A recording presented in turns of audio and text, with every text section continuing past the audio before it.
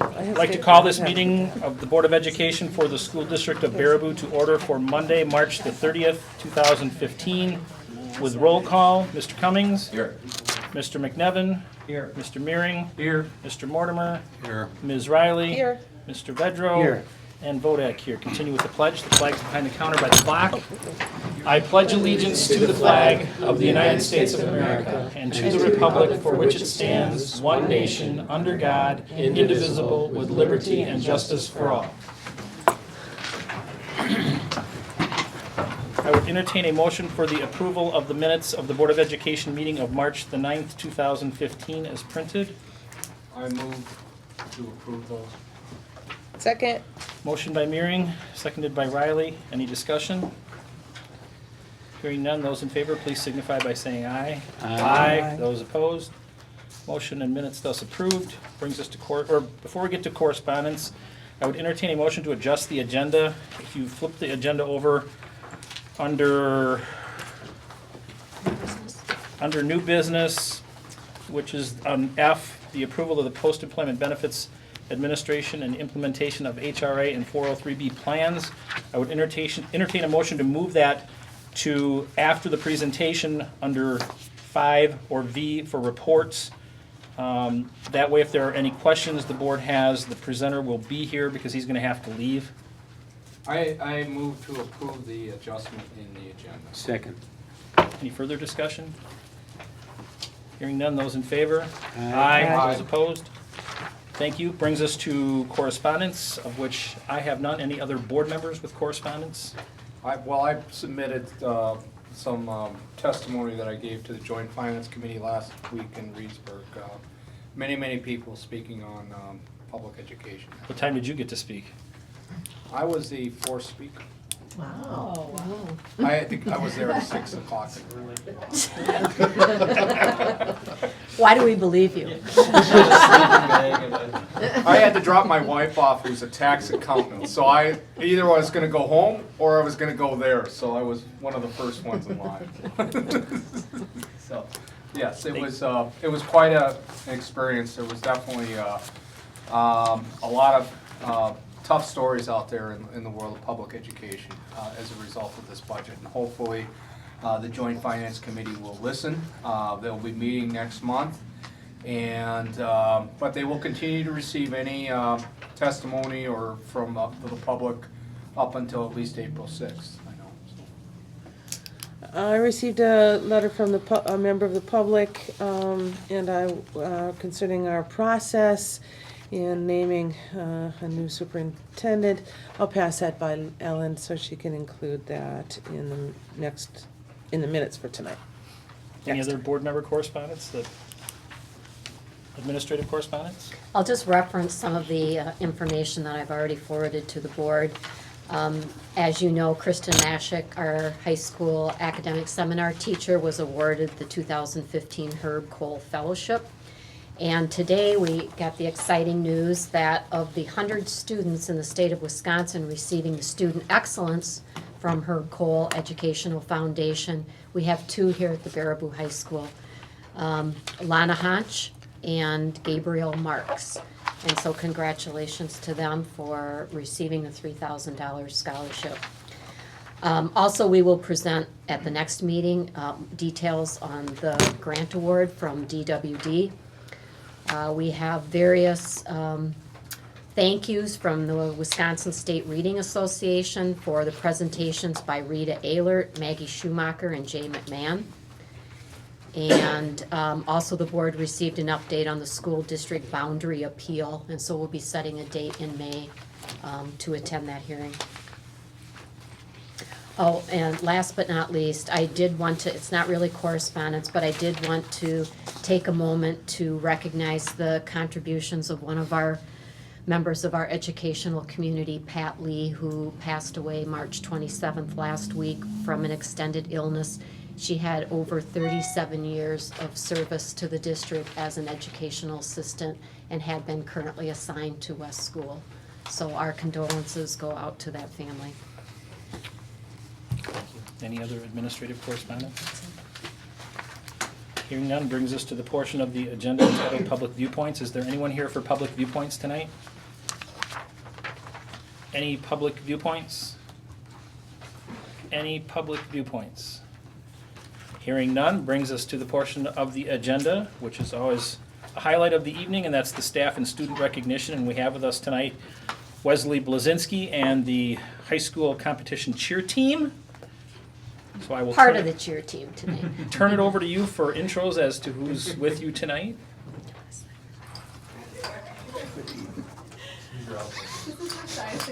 Hi. So I brought some members of my competition cheer squad.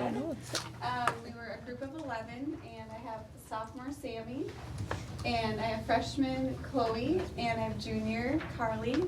And out of the 11, we headed to state again for our third year in a row, being a small division D2 category. And we got second at regionals for the third year in a row. And at state, we got fourth. So the last 2 years, we've gotten fourth place, and we got fifth place 3 years ago. So we're really excited and proud to represent Baraboo and to do our skills that we've built up on so much.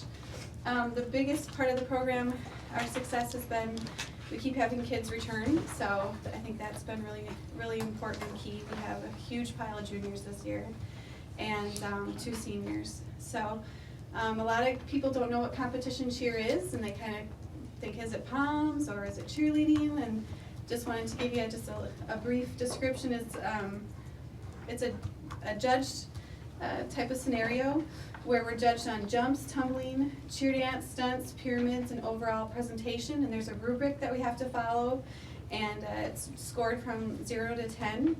And we compete against a lot of programs that have youth level, middle school level, and then the JV level, and then varsity. So for us, for Baraboo, we just have the varsity level program. So we do really well, considering that there isn't those feeder programs that could give you the extra boost. And we compete under a sanction called WACPC, which as a coach gives me a lot of safety, instruction, program management, different resources. And they also have fall conferences that we could go to and attend, which we have in years past, to learn more skills and progression and safety and different things that they can do hands-on there. And I didn't know if maybe you guys didn't know that cheerleading is the top 3 catastrophic injuries type sport in America. So what they do is really serious and intense. And you guys should be really proud that they do those crazy things that they do. We had a basket toe touch that went really high in the air, and we have single base stunts. A lot of stunts have 3 people holding a kiddo up, and nowadays the trend is only having 1 person hold a kiddo up. And so this is the first time Baraboo's ever had that type of stunt, single extension stunts and that type of thing that Baraboo High School's never seen before. So this program existed for 6 years, and we're just really excited that we are able to keep bringing it up to the levels that we have. And this was supposed to be my last year coaching, but that's really hard to leave, so I don't know. That's it. Thank you for asking us to be here. So we're really proud. Would you like to share anything about the competitions that you participated in, or? We've been fun. Was it fun? They're really competitive. Yeah. I like competing, so They're a lot of fun too. Yeah. Meeting new people is fun. These girls From all aren't over the state. they're the 11 that had they're not girls that like to wear skirts and bows. They're hunters. They fight over sausage from deer venison, and they're pretty chocolate people. And they're very our motto is dedication, desire, and determination, and they brought that every practice. So. Well, I know with your competitions, you've probably won some ribbons, but this is an Honors for Excellence with T-Bird for your squad and also for your advisor. Wesley, we want to thank you for all the time that you put in working with the students and making sure that they're safe and all of the routines that they do and creating that spirit that's so important in our district. So thank you very much. She giggled at the safeness. Yeah.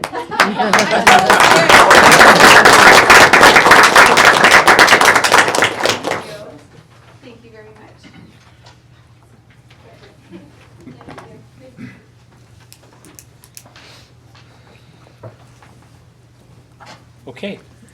Next, under reports, we have the presentation by National Insurance Services.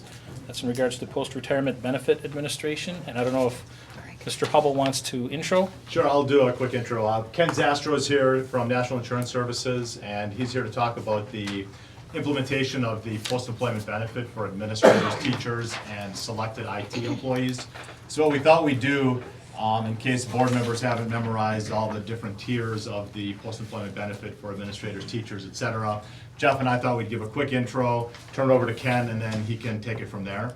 So, quick review, 4 tiers for administrators, teachers. First is the grandfather tier, individuals who retired this year. So, those are all taken care of. Tier 2 is an HRA premium only plan. As the name implies, it's an HRA. The district puts money into the HRA, and then the retiree can take the money out to pay for premiums, insurance premiums. Tiers 3 and 4 deal with 403B contributions, basically cash contributions that are not taxed immediately.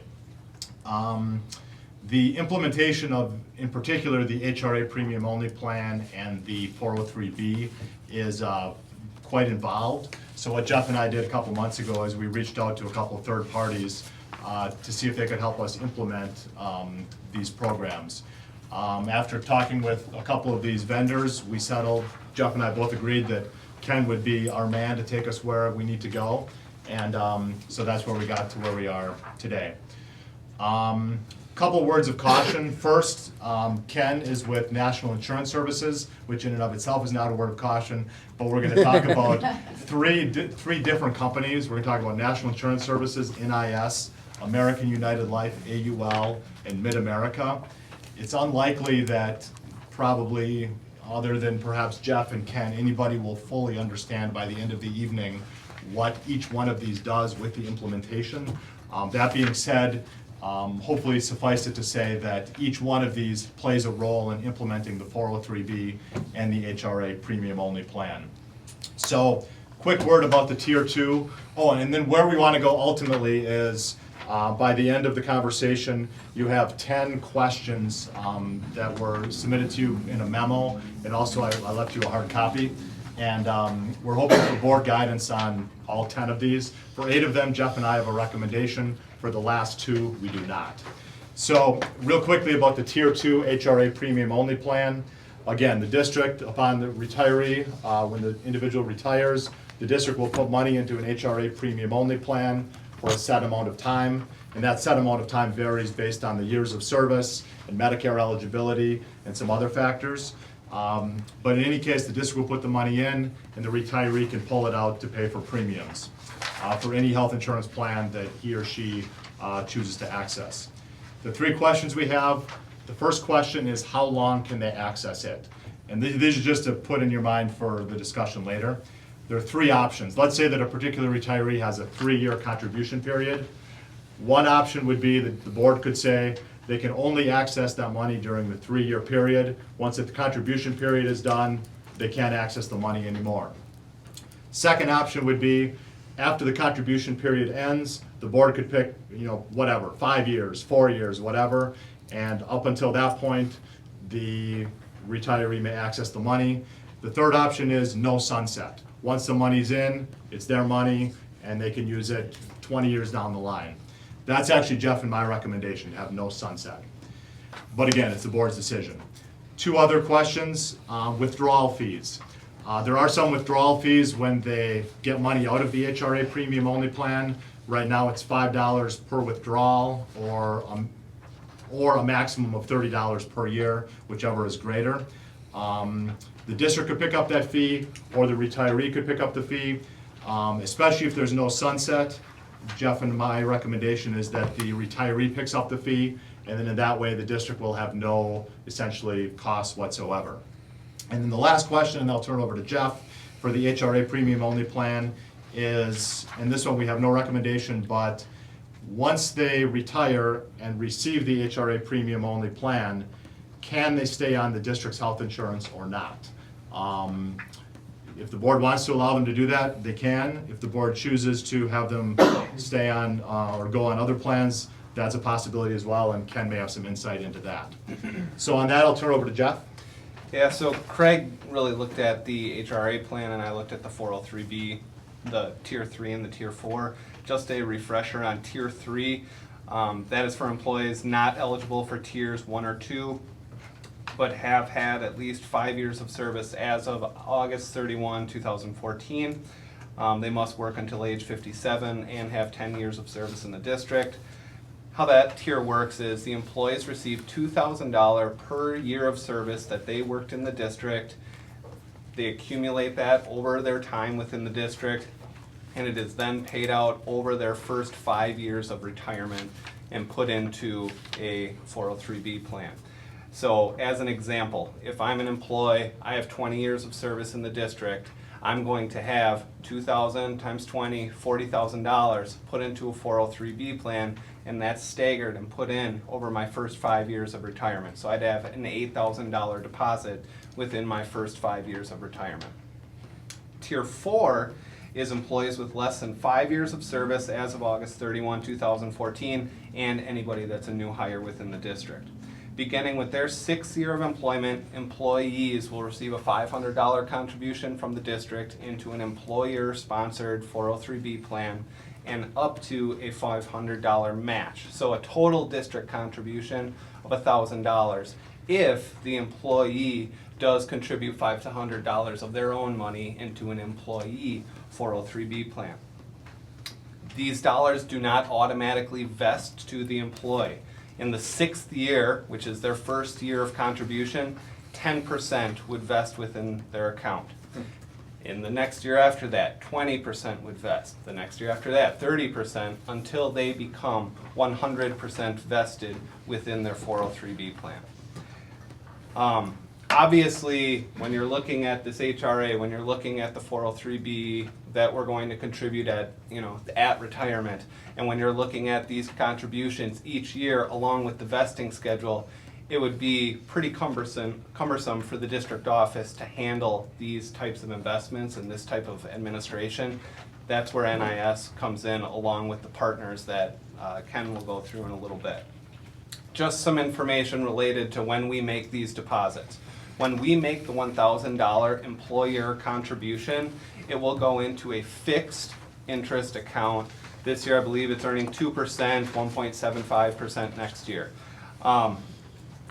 The reason why we put it into a fixed account is the district does not want to get into the business of investing dollars on their employees' behalf. We're going to put it into a very safe account where they will have a guaranteed rate of return.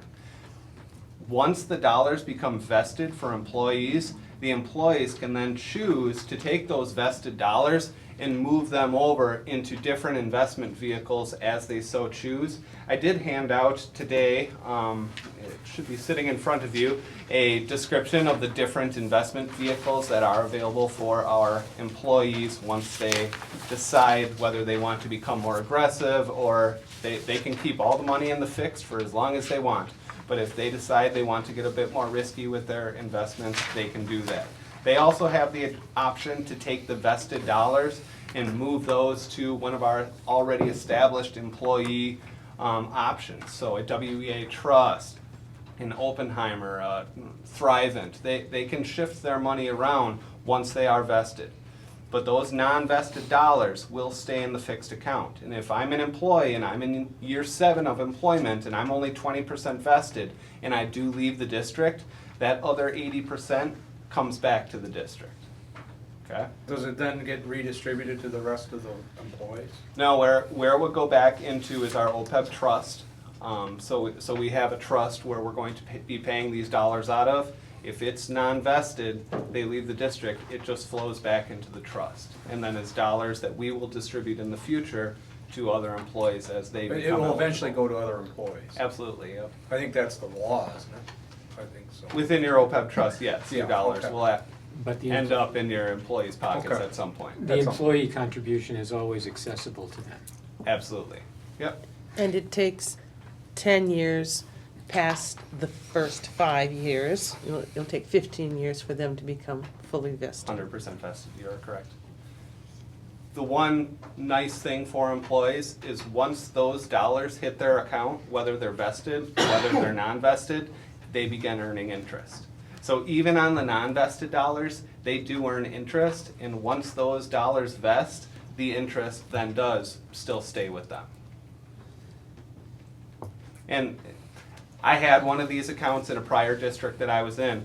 You get a quarterly statement, it tells you the non-vested dollars, it tells you the vested dollars, it shows you your rate of return, and that's a really good service that's provided by Mid-America, who works with NIS. In addition, just one follow-up and then we'll turn it over to Ken. We might be stealing some of your thunder here, Ken. In addition to what they're going to provide in terms of administration, they're also, they provide some other types of services that our district can utilize. They help us set up our trust documents and our plan documents. We're going to recommend that they also become our third-party administrator, Mid-America to become our third-party administrator. And really, we looked at this as we have these employee plans, now we have these employer contributions. We can take everything that we want to do and we can put it under one roof and one umbrella and make it the least confusing for our employees as possible. So that's another huge advantage to going with NIS. Any questions for me prior to turning it over to Ken? All right, well, great, thank you, thanks for having me. I figured I would start with a little bit about me and then NIS and hopefully explain the dynamics between the parties involved. But Ken Zastrow, I work with National Insurance Services. I've been there since 2002.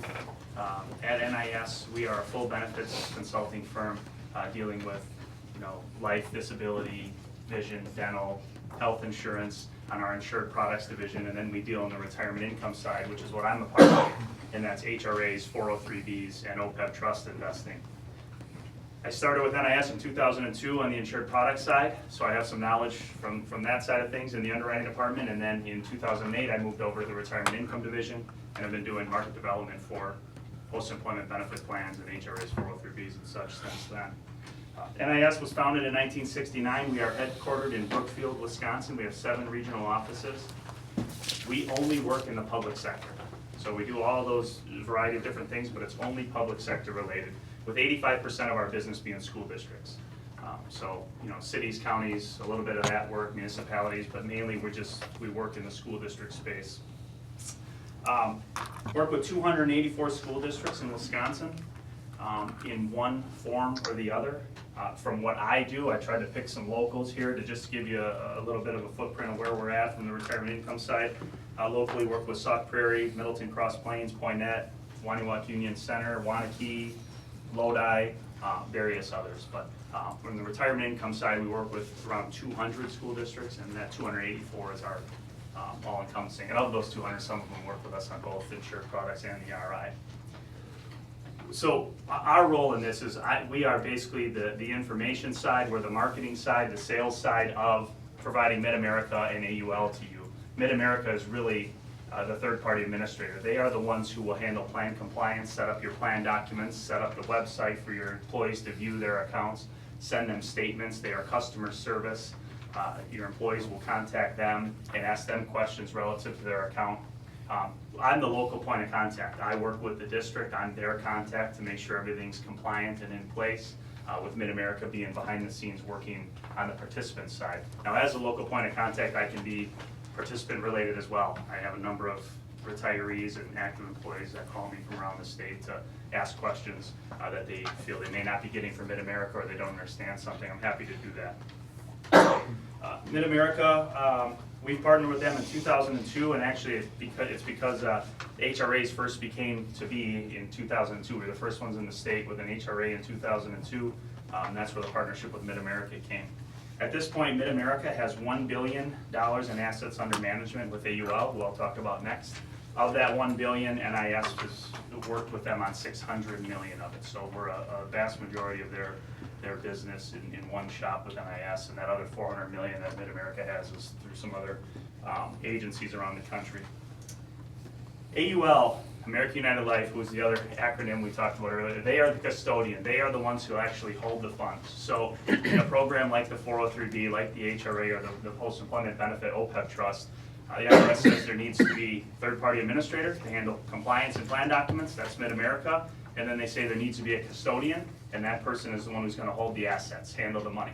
It can be a bank, it can be an insurance company. We work with AUL, they're an insurance company. They are based out of Indianapolis, Indiana. They are rated A+ Superior with AM Best. A very highly rated, strong Midwestern conservative company.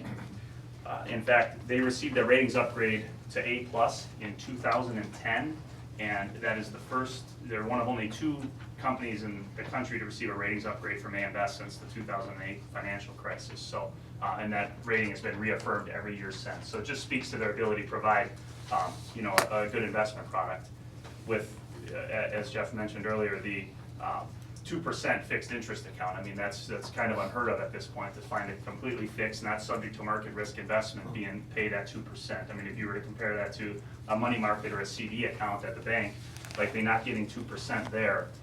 And it also has a minimum of next year of 1.75. Again, speaks to the value AUL brings to be able to provide that type of investment. Questions on the 3 acronyms, NIS, AUL, Mid-America? Mid-America's not an acronym, I guess. Well, you said A+, is it like Moody's where they have like AAA or AA or? Oh, yeah, good point. A+ is, with AM Best, that's the second highest possible rating, so it's 2 out of 16 is their rating. Okay, So the only one higher is A++. okay. Yeah, good question. Other questions on that? Okay, then I guess I'll speak to, from the HRA side of things, if that's fair, we'll go there first. HRA premium only plans, very popular, especially in the school district space right now, in reevaluating post-employment benefits, restructuring post-employment benefits.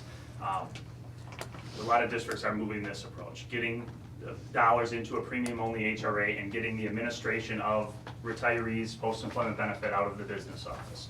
So, you know, retirees would receive a contribution into the premium-only HRA. They then decide when and how much of that money they want to use, obviously based on your sunset rules. But typically speaking, in the state of Wisconsin, there's not a lot of plans that sunset. So if you're going to provide someone who's, say, has 3 years of contributions coming, they get 3 years of contributions into their premium-only HRA, they then decide where to go and use that money to purchase insurance. You can decide if you want to allow them to continue on the district's insurance plan, or you could say, hey, we've given you your money into the HRA, there's no longer going to be an option to continue on our plan because you can go use that money elsewhere, be it a spouse's plan, through the exchange or the marketplace that was created with healthcare reform. There's becoming a shift in that direction because the marketplace or the exchange has no pre-existing conditions any longer. You know, people have these dollars and they can go and use them somewhere else. Maybe a discussion point on that no sunset.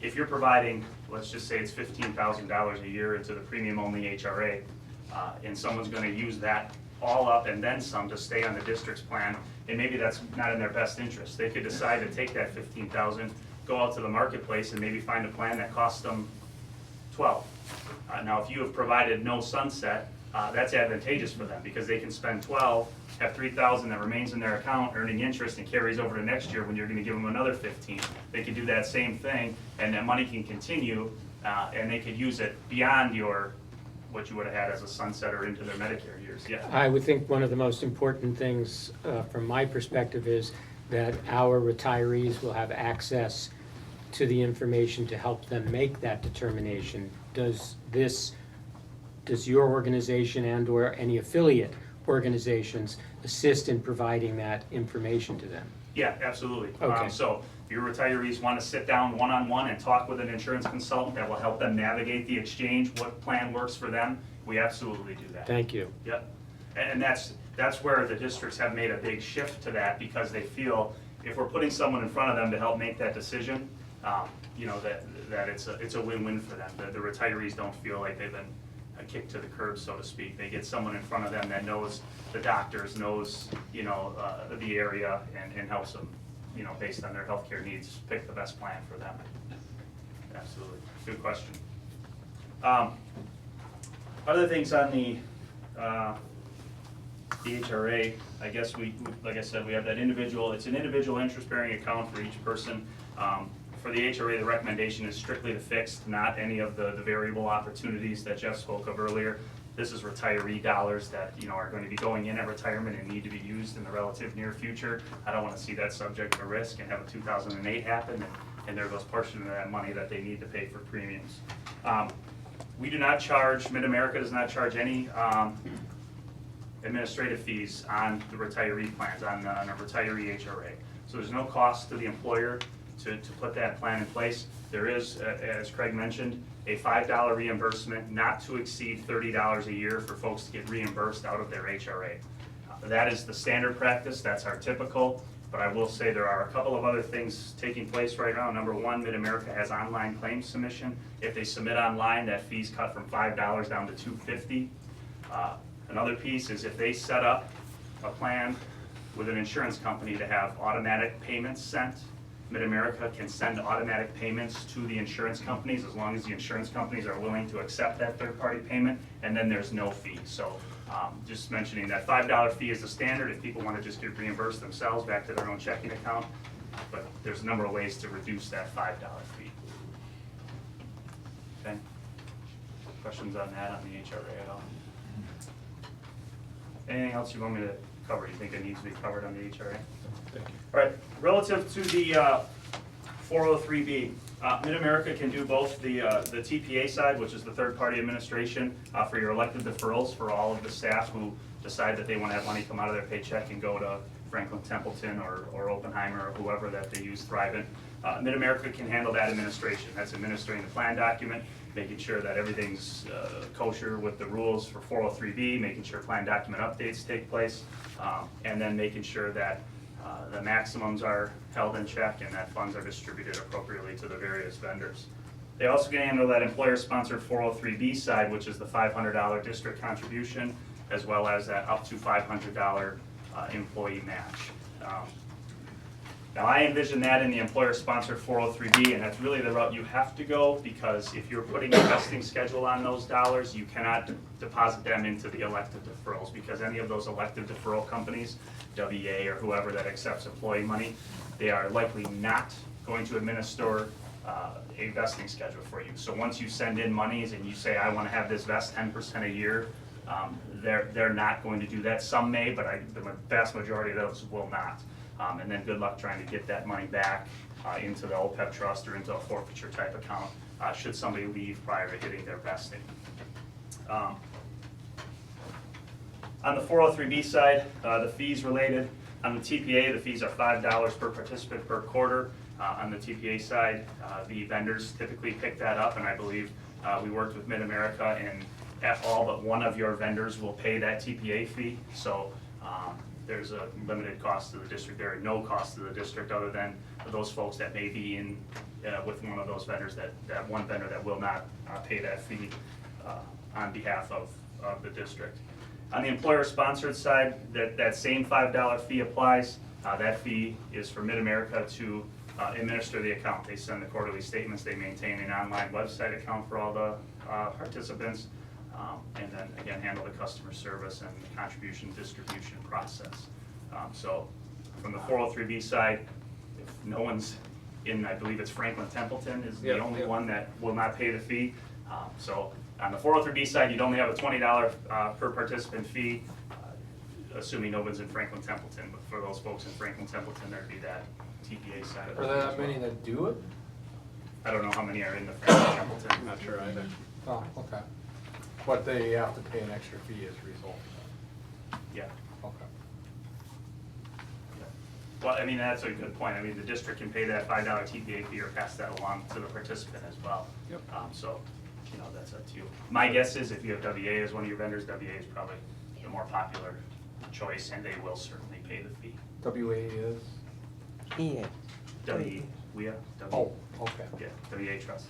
Can you, Okay, I wasn't sure what you were saying. can you remind me what TPA stands for? Third-party administrator. Okay. Yeah.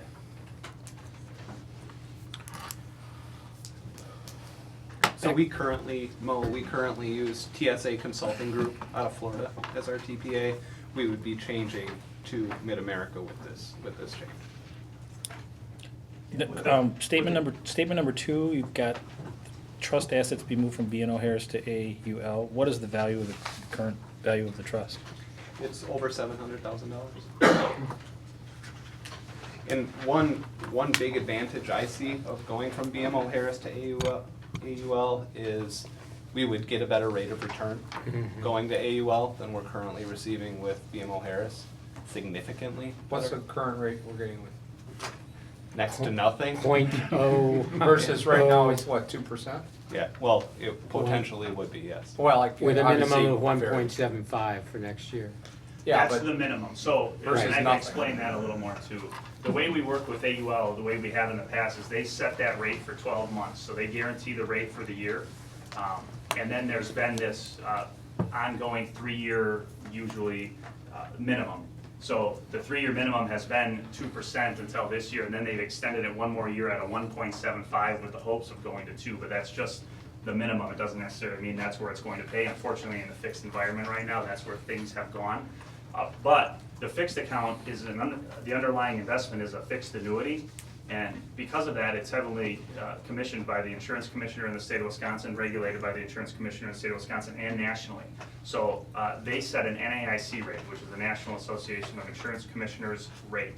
So to provide a fixed annuity, to do business in the state of Wisconsin, you need to at least pay that NAIC. That rate is 1%. So even if the 2% went away, or the 1%, 1.75 after next year, to do business in the state of Wisconsin, AUL has to pay 1% on a fixed annuity, which is still better than what you get through a money market or a CD type account right now.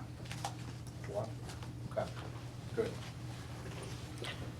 Line number 6, explain what the actual recommendation is here, because I don't quite follow.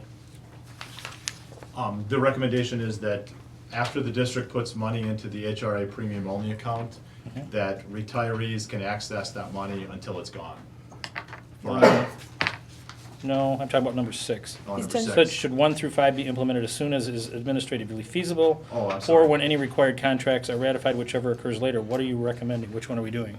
We recommend Whichever this- one comes first. So Okay. if the board approves 1 through 5, or for that matter, 1 through 10, or some combination thereof, Jeff and I will work with Ken to come up with the required contracts. And at that point, we probably take them to the board for approval or modification. And then once they're approved, then as soon as it's administratively feasible, we would try to get them implemented. Okay.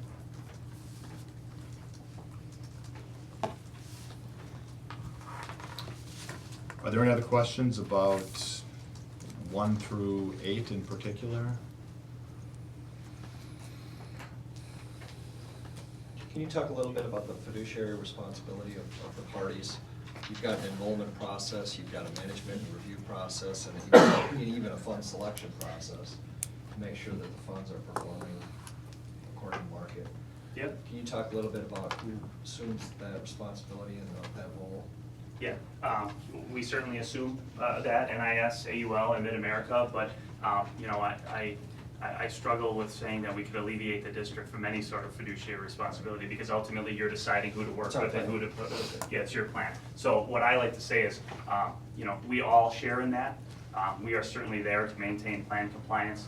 We do, part of the variable fund lineup, we do quarterly fund reviews to make sure, based on our reporting and their peers, that the funds we're providing are, meeting expectations. If they're not meeting expectations, we put them on a watch list. You're aware of them if they're on a watch list. If they continue to not meet expectations, we look to replace those and map the assets. That's all, you're kept in the loop on that entire process. But as far as the fiduciary responsibility, we all share in that, but we certainly do. Yeah, and that's for the fund selection side of it, but we also have the obligation of the employees where, the last thing we want to do is enroll them and forget them and let those monies go in. I mean, there has to be a large communication process to get people to understand what a vesting schedule is, what transferring the dollars is, the compounding of that interest, and the difference in the outcome of what it would be 20 years from now, actively managed money versus passively deposited in a fixed. Absolutely. So, I will handle any sort of education process that needs to be done with staff. I do, a number of meetings, as many as you need. You know, we will explain when the plan gets rolled out. I envision an enrollment meeting, not an enrollment meeting, but a meeting just to explain the plan design, the vehicles, what is available, what to look for. And then I do a number of follow-ups if needed to talk about, you know, keep in mind your investment changes, your investment options. I'm a licensed securities rep. I have my series license, so they can call me and talk about certain investments and where they may or may not want to move their funds as well. So that's a process that occurs a couple times a year? Concurs. We don't charge for meetings, so it can occur as many times as needed to take place. But that would probably be something we should do, is have a regular meeting with the group.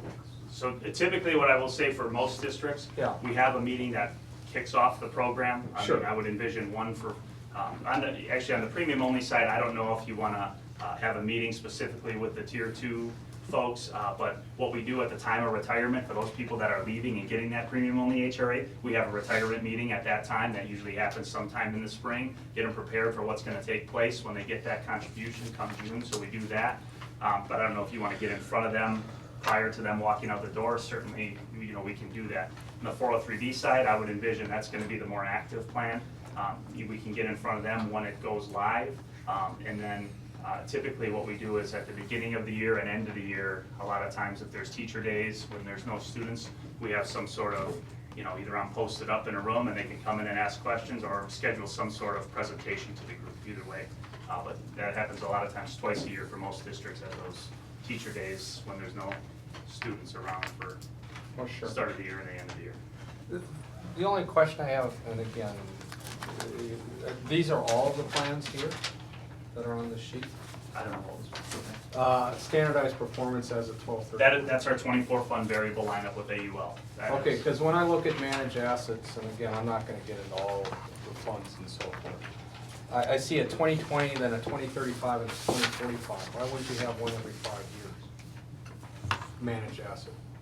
So that, you know, again, we'll have retirees, and so here I gotta say, well, I'm either retiring in 5 years, 20 years, or 30 years. Sure. Why not have one every 5 years? Yeah, I mean, we could look to adjust the fund lineup if necessary. So we could add those to the fund lineup, to Yeah, give people we more could have the choices. conversation. I don't know ultimately if AUL is willing to change the 24 fund lineup, but that's the lineup that they have now that they've provided. Okay, I'd just like to make sure that our employees would have that option. Because many employees are not going to want to go through this. If you just say, here's a managed fund, and we'll rebalance it with time, Sure. that's probably not a bad option to give to a lot of employees, because I've Sure. been in groups where it's like, it's daunting to people when they start talking about this. Versus saying, here's a managed fund, we'll rebalance it, it has had such and such a performance. Everything, nothing's ever guaranteed. Sure, sure. But this would be a one that we could recommend. So, Well, if you look at the American strategic funds up top, there's a conservative and then there's aggressive. Those are, or there's a moderate and an aggressive. Those are both work in a very similar fashion to Okay. those. That's So, all. in fact, I would tell you, for most teachers that contact us, that moderate fund has probably been the most popular. Okay, then that's fine, you're giving them options. Sure. Okay, thank you. And keep in mind, that's only for folks that decide they want to keep their money with AUL during, you know, obviously during the period in which time their money's not vested, but when they are vested, they can choose to put it with whichever one of the approved vendors they have their money with. Okay, good, thank you. And the cost to the district, is that taken, a percentage taken from the account? Yeah, so what we are is we are an expensive AUL. So Mid-America and NIS are paid, Mid-America has those $5 reimbursement fees Yes. for doing the paper and the plan Yes. administration and the website. Yes. Other than that, we are an expensive AUL. So AUL, there's a spread involved in that fixed interest account. So AUL is paying 2%. Obviously, they're making more than 2% on that money. We are paid out of that spread, just like a I bank see. or, Mhm. you know, they pay salaries, snow removal, whatever, electricity. So.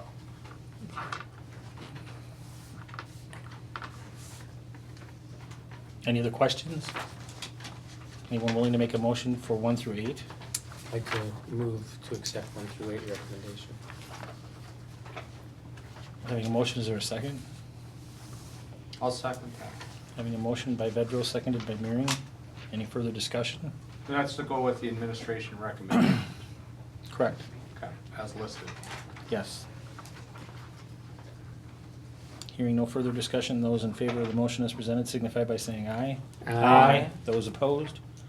Motion carried. Then we're left with 9 and 10.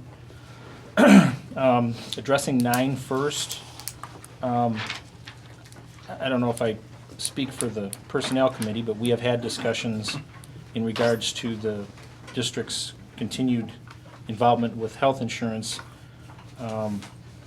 And I think the discussion from the standpoint of where we were at was that it would be our desire not to have to be involved with insurance beyond the length that we have to. So I don't know if that, and I'm getting from you that a lot of districts are going with the option of having people no longer be permitted to stay? Is that what I heard you say? Yeah, I mean, that's where things are trending. Right. You know, we're kind of in this crawl, walk, run phase where Right. districts are giving them the option of looking elsewhere with their HRA funds, which they would already have by having the HRA, with the movement towards a number of districts are now just saying you're off. So what you're saying, Kevin, is that once they retire, they don't have the option, or you don't want them to have the option to stay on the district health insurance plan even though they pay the premiums? Is that correct? That's the discussion we have had, yes. I mean, it's obviously ultimately that decision is up to the full board, but I mean, there's a number of factors that go into why that's beneficial for the district moving forward. I guess the other question would be if there's a decision, the board makes a decision in regards to that today, and let's just say the board decides to allow them to be permitted to stay on the district's health insurance plan, I would assume that at some point that decision can be changed. I don't know if there is a, Yeah, no, absolutely. I mean, keep in mind that the HRA is not gonna require you to make that decision number 9. That's just more of, you know, if you guys want to allow them to stay on or not. I mean, that's really up to you, and whether or not they can come back on would be, Right. you know, your health plans. It seems to me that we as a district have negotiated with Dean Care, where most of our employees and our staff reside in the communities that are served there, an arrangement that appears to be workable and good.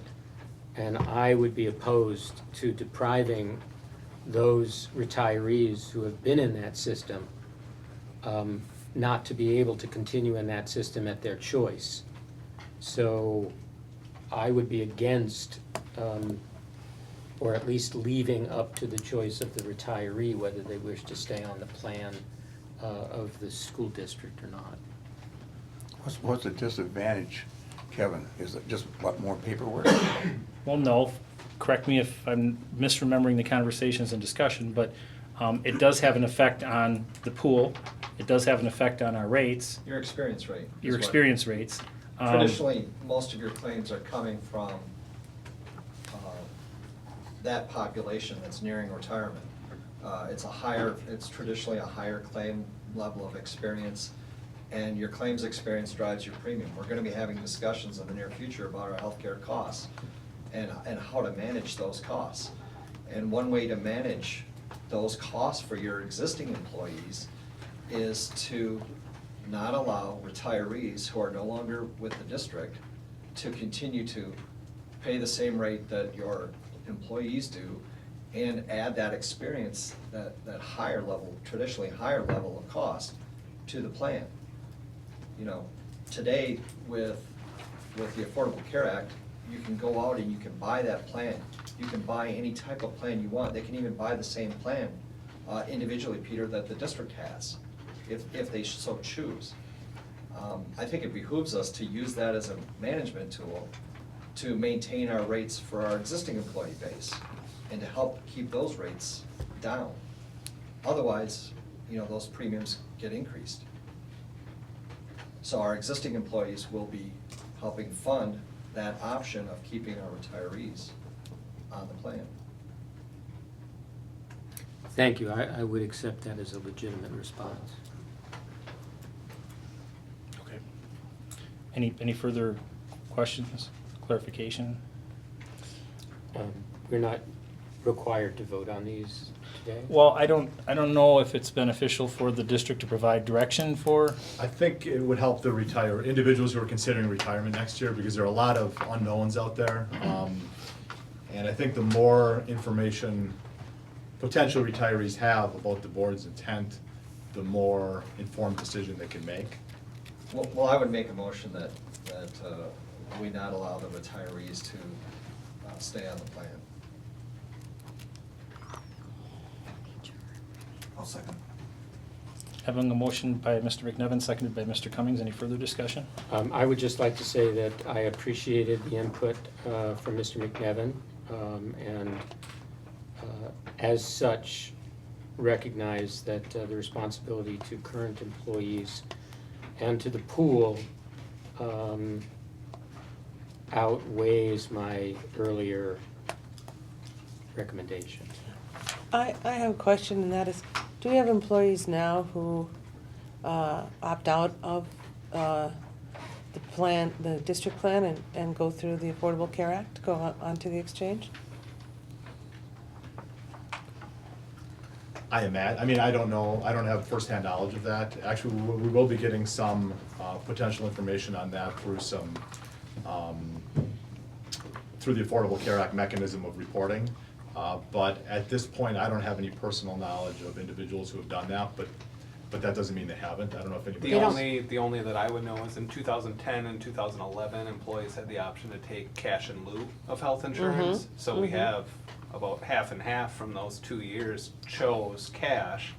I have to assume they're using some of that cash to go out to the exchange, so. But otherwise, they really haven't had that flexibility.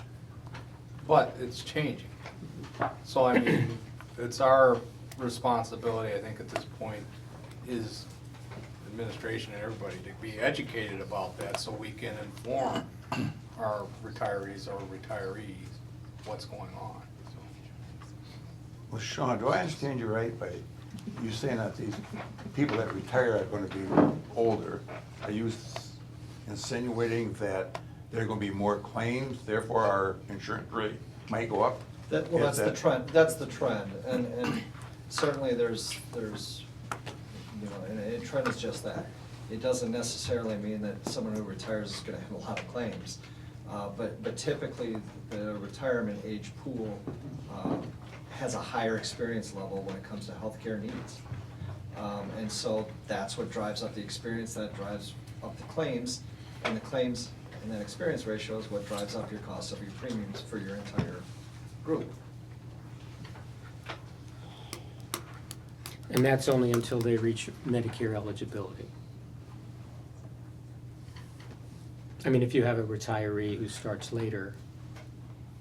Well, certainly, Once they- certainly Medicare eligibility, the Medicare is going to take a lot of that, but if there are retirees that are using our plan as a very expensive supplemental plan, then, you know, you still have the claims experience that you don't need when they have the option. I mean, before, Peter, you were exactly right. Before, if somebody was retiring at age 57, they couldn't leave our plan and go out and procure health insurance. They couldn't even get it because of pre-existing conditions.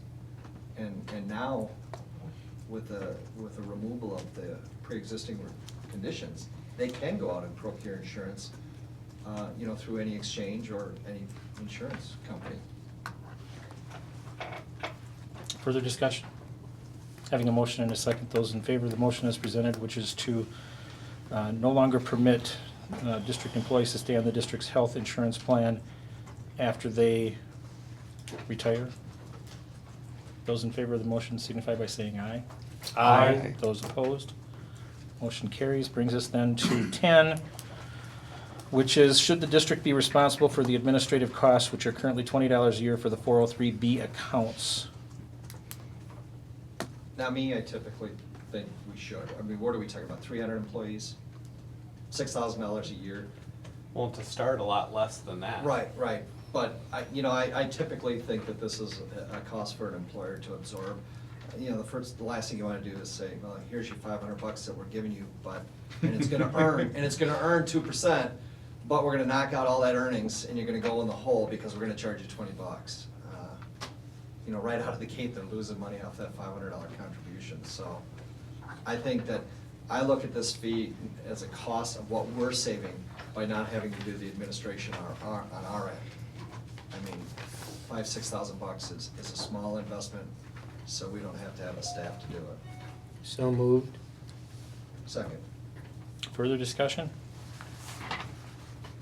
Hearing none, those in favor of the motion as presented for the district to pay the current $12 annual fee, current meaning that's what it is today, it might change, signify by saying aye.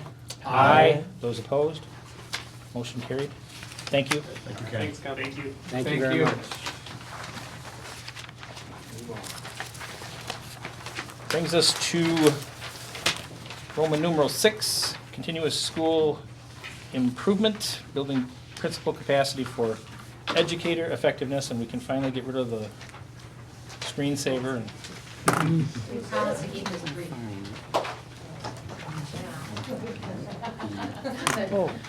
Teresa is going to be here to co-present with Jane, but she's stuck in Florida right now, so I'm going to step in a little bit. she's stuck in Florida? I just got it. No, I had the same trouble. That's why I knew. Yep. So our purpose tonight, our essential learning target for tonight is, we're coming at the end of our first year of implementation of educator effectiveness, full implementation. And we just want to talk to you about what we're noticing with principal capacity to do educator effectiveness with integrity, which is going to lead to better student achievement. And then talk about some supports that we might want to be mindful of as we move forward. So just as a quick overview, a reminder that our evaluators, our administrators, really have dual roles and responsibilities. They are being evaluated and they're also acting as an evaluator. So I want to we're going to focus primarily on this today, and talk briefly about their role, in being evaluated too. So just a quick review for you because it might not be as fresh in your minds as mine. As an evaluator, principals, first of all, work to develop a school-wide SMART goal, right, SLO, and their own PPG. They work with teachers to create their SMART goals in a planning session and do a goal overview. They take part in observations, 3 mini observations of at least 15 minutes and an announced observation of a full class period. And that full observation also comes with a pre-observation and post-observation meeting. They have the mid-interval review, and again, this is with every summary year teacher.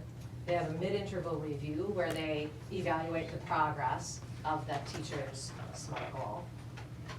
Continue to gather evidence, tag it in TeachScape.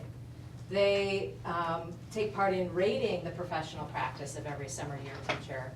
Have an end of the cycle summary conference with that teacher where together they sit down to evaluate that teacher's progress and assign ultimately a score for that teacher. So with every summer year teacher, an evaluator goes through that process. It's pretty exhaustive. And just to be clear, our teachers are either in their summary year or they're in their supporting year. So summer year teachers are about 1/3 of the teaching staff right now. And then our principals, flip sides of the table, and then they are also evaluated. And their supervisor, Crystal in this case, they become the recipient of a coaching conversation with Crystal.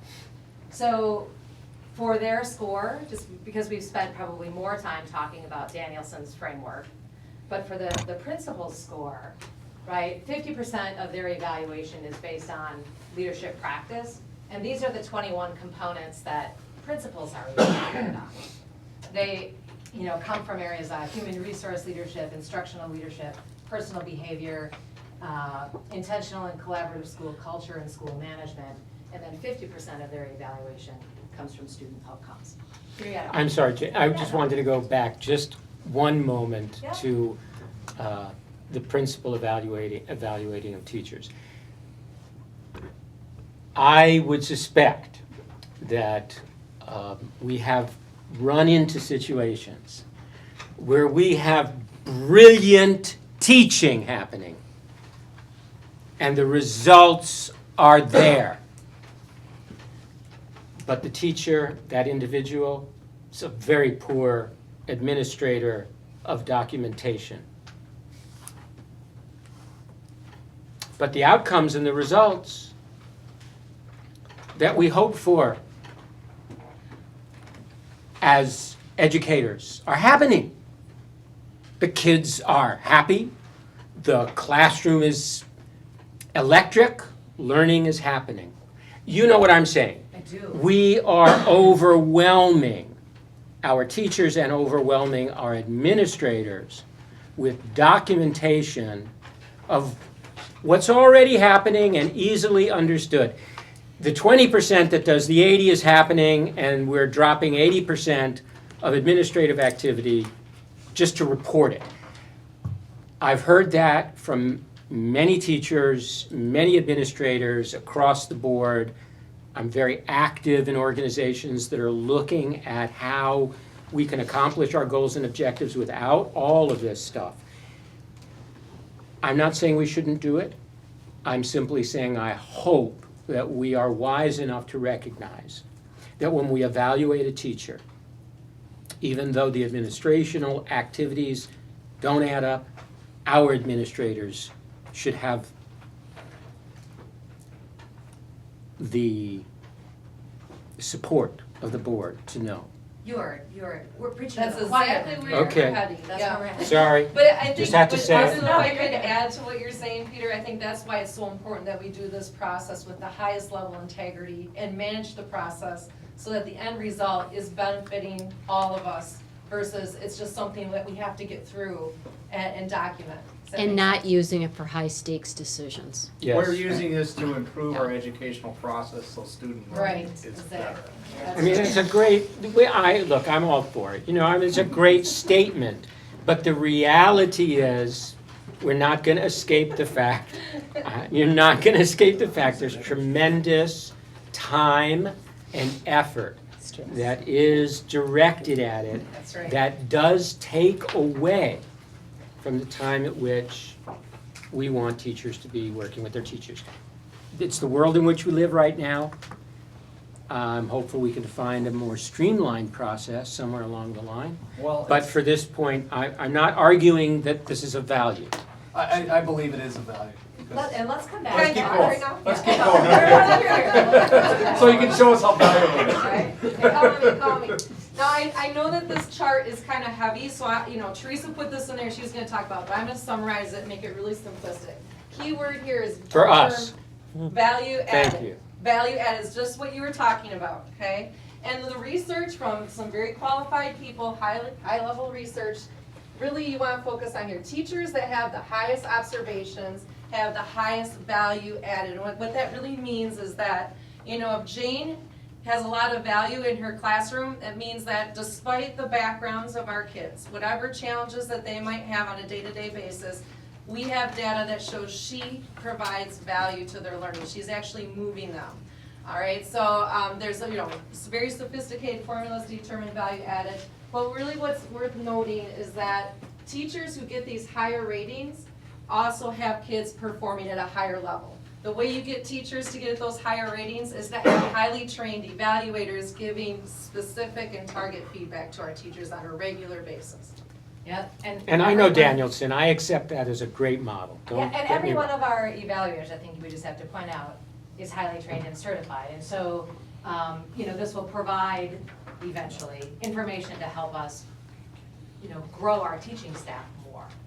But I don't want you to think that my We're skill gonna set. highlight what you're saying, right? Yeah. I don't want you to think my skill set is limited to literacy, so we're gonna do a little bit of math. So, DPI estimates that per summary year teacher, an evaluator will put in 40 hours of time, up to 40 hours of time. So let's just take a look at what we're looking at for next year. Right now, we know presently we have 24 new hires for the next school year. 960 hours. We also in our district, and now the state says that first year teachers are in their summer year, but in our district, we've also said that second year teachers will also be in a summer year cycle. So we have 26 year 2 teachers next year who will also be evaluated. 1,040 hours. But wait, there's more.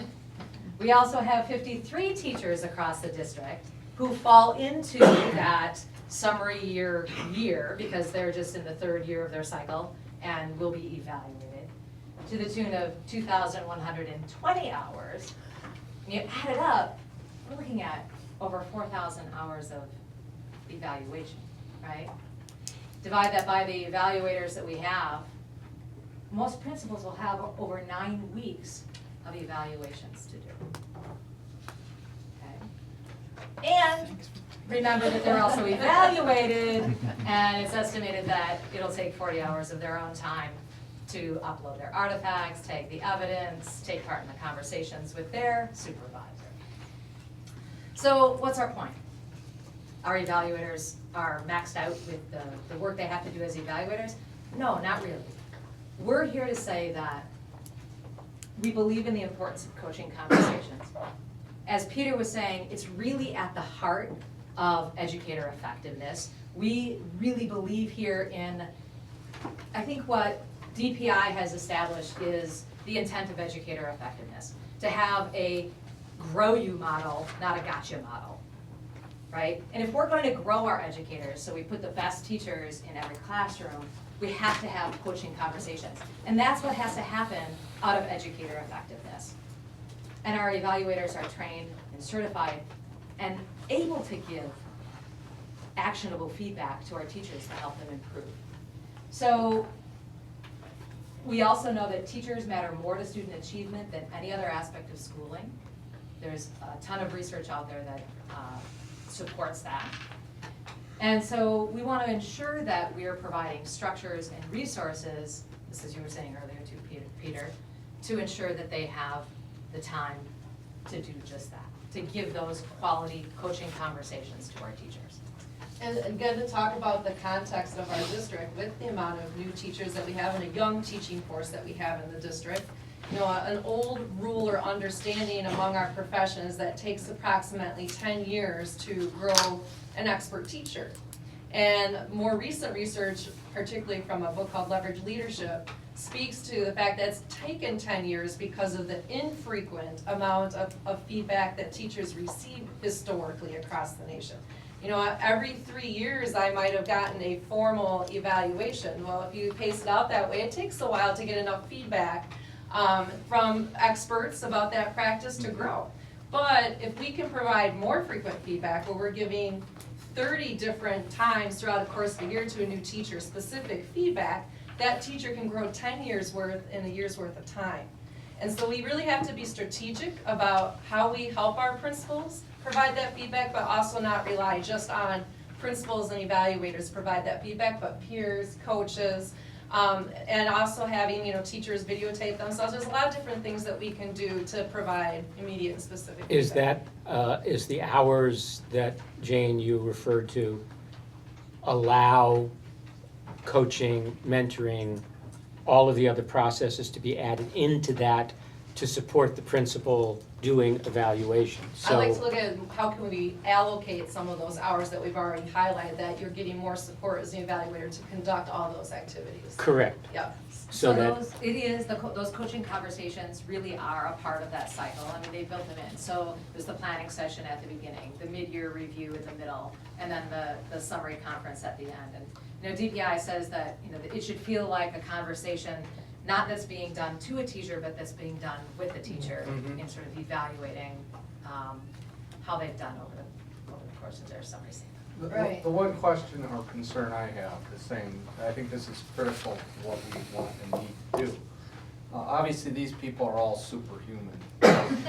But if we are adding a considerable amount of time to the evaluation process that probably wasn't being done in the past, is that correct? Looks different, it does definitely require more time. Is there other things, what do we need to do, so this is the focus, what are the other things we need to do to get off of their plate, so you gotta be in there evaluating and doing these things? And I think we're gonna circle around that and talk about that later in the meeting tonight, and that's what we're trying to give you as a context of why that might be essential to have that conversation later. Okay, good, thank you. You know, and just another piece of research that talks about, you know, having multi-raters, having more than one person help with the evaluation, to help with that time. you know, the research would suggest that principals who do try to do it all, like they really believe, you talk to any one of them, they believe this is really important work to do. And that they would prefer to spend a lot of their time doing this instructional leadership type of work. But you know the realities of principals, right? There's Oh, yeah. crisis, you know, during the day, or students need them for certain things, parents need them.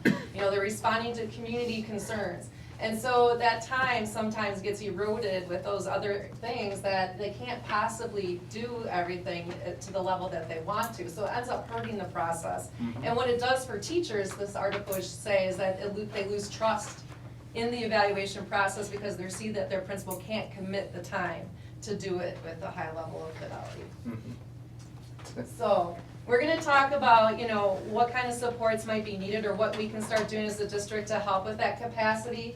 I think the key thing to keep in mind though is that this is all about what we were talking about before, it's about student achievement. So if our focus is on student achievement, to do educator effectiveness well and with integrity, that's what it's about. It's about growing our teachers so that our students perform at the highest level possible. And like Crystal was noting too, we haven't been a district that has attached high stakes decision making to evaluation, and that's critical moving forward because once we do that, it erodes the whole process. We want to have our teachers to have that growth mindset and trust this process that they can self-reflect and build and grow throughout without a fear of how is this going to impact, you know, my future employment, how is this going to impact my pay, things like that. Okay? Any other questions? Thank you, Lori. Thank you. Thank you. Thank you, Jenny. Thank you. Thus brings us to the portion of the agenda entitled Personnel Recommendations under 7, Roman numeral 7. First is the approval of resignations. There was one to add that was sent to you this afternoon. If you did not get it, it is number 4. It is the resignation request of Adam Potratz from 3rd grade at East. That would thus be resignation number 4. So I would thus entertain a motion for the approval of the acceptance of the resignation of Jason Bull from high school math, Craig Hubble from the Director of Human Resources position, Courtney Mook from middle school art, and Adam Potratz from 3rd grade at East. I move to approve the 4. I told Craig I wasn't going up. Thanks, Doug. Is there a second?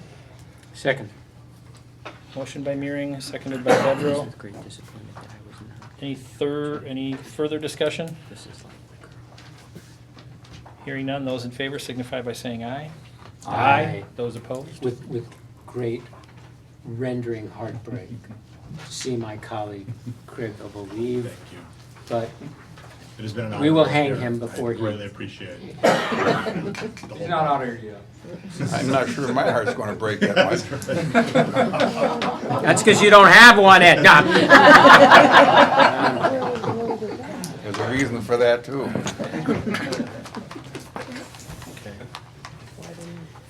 Approval of retirements. Did everybody vote? Did we vote? I'm sorry. He interrupted my chain of thought. Sorry. Did we vote? Those in favor? Aye. Those opposed? Thank you. Brings us to the approval of retirements. We have one, that's Kathy Lobenstein from North Freedom, grade 1. She's been there 23 years. Appreciation. Motion for the acceptance of that retirement. So moved. Second. Motion by Mortimer, seconded by Meering. Any discussion? Hearing none, those in favor signify by saying aye. Aye. Those opposed? Motion carried. Brings us to the approval of new hires.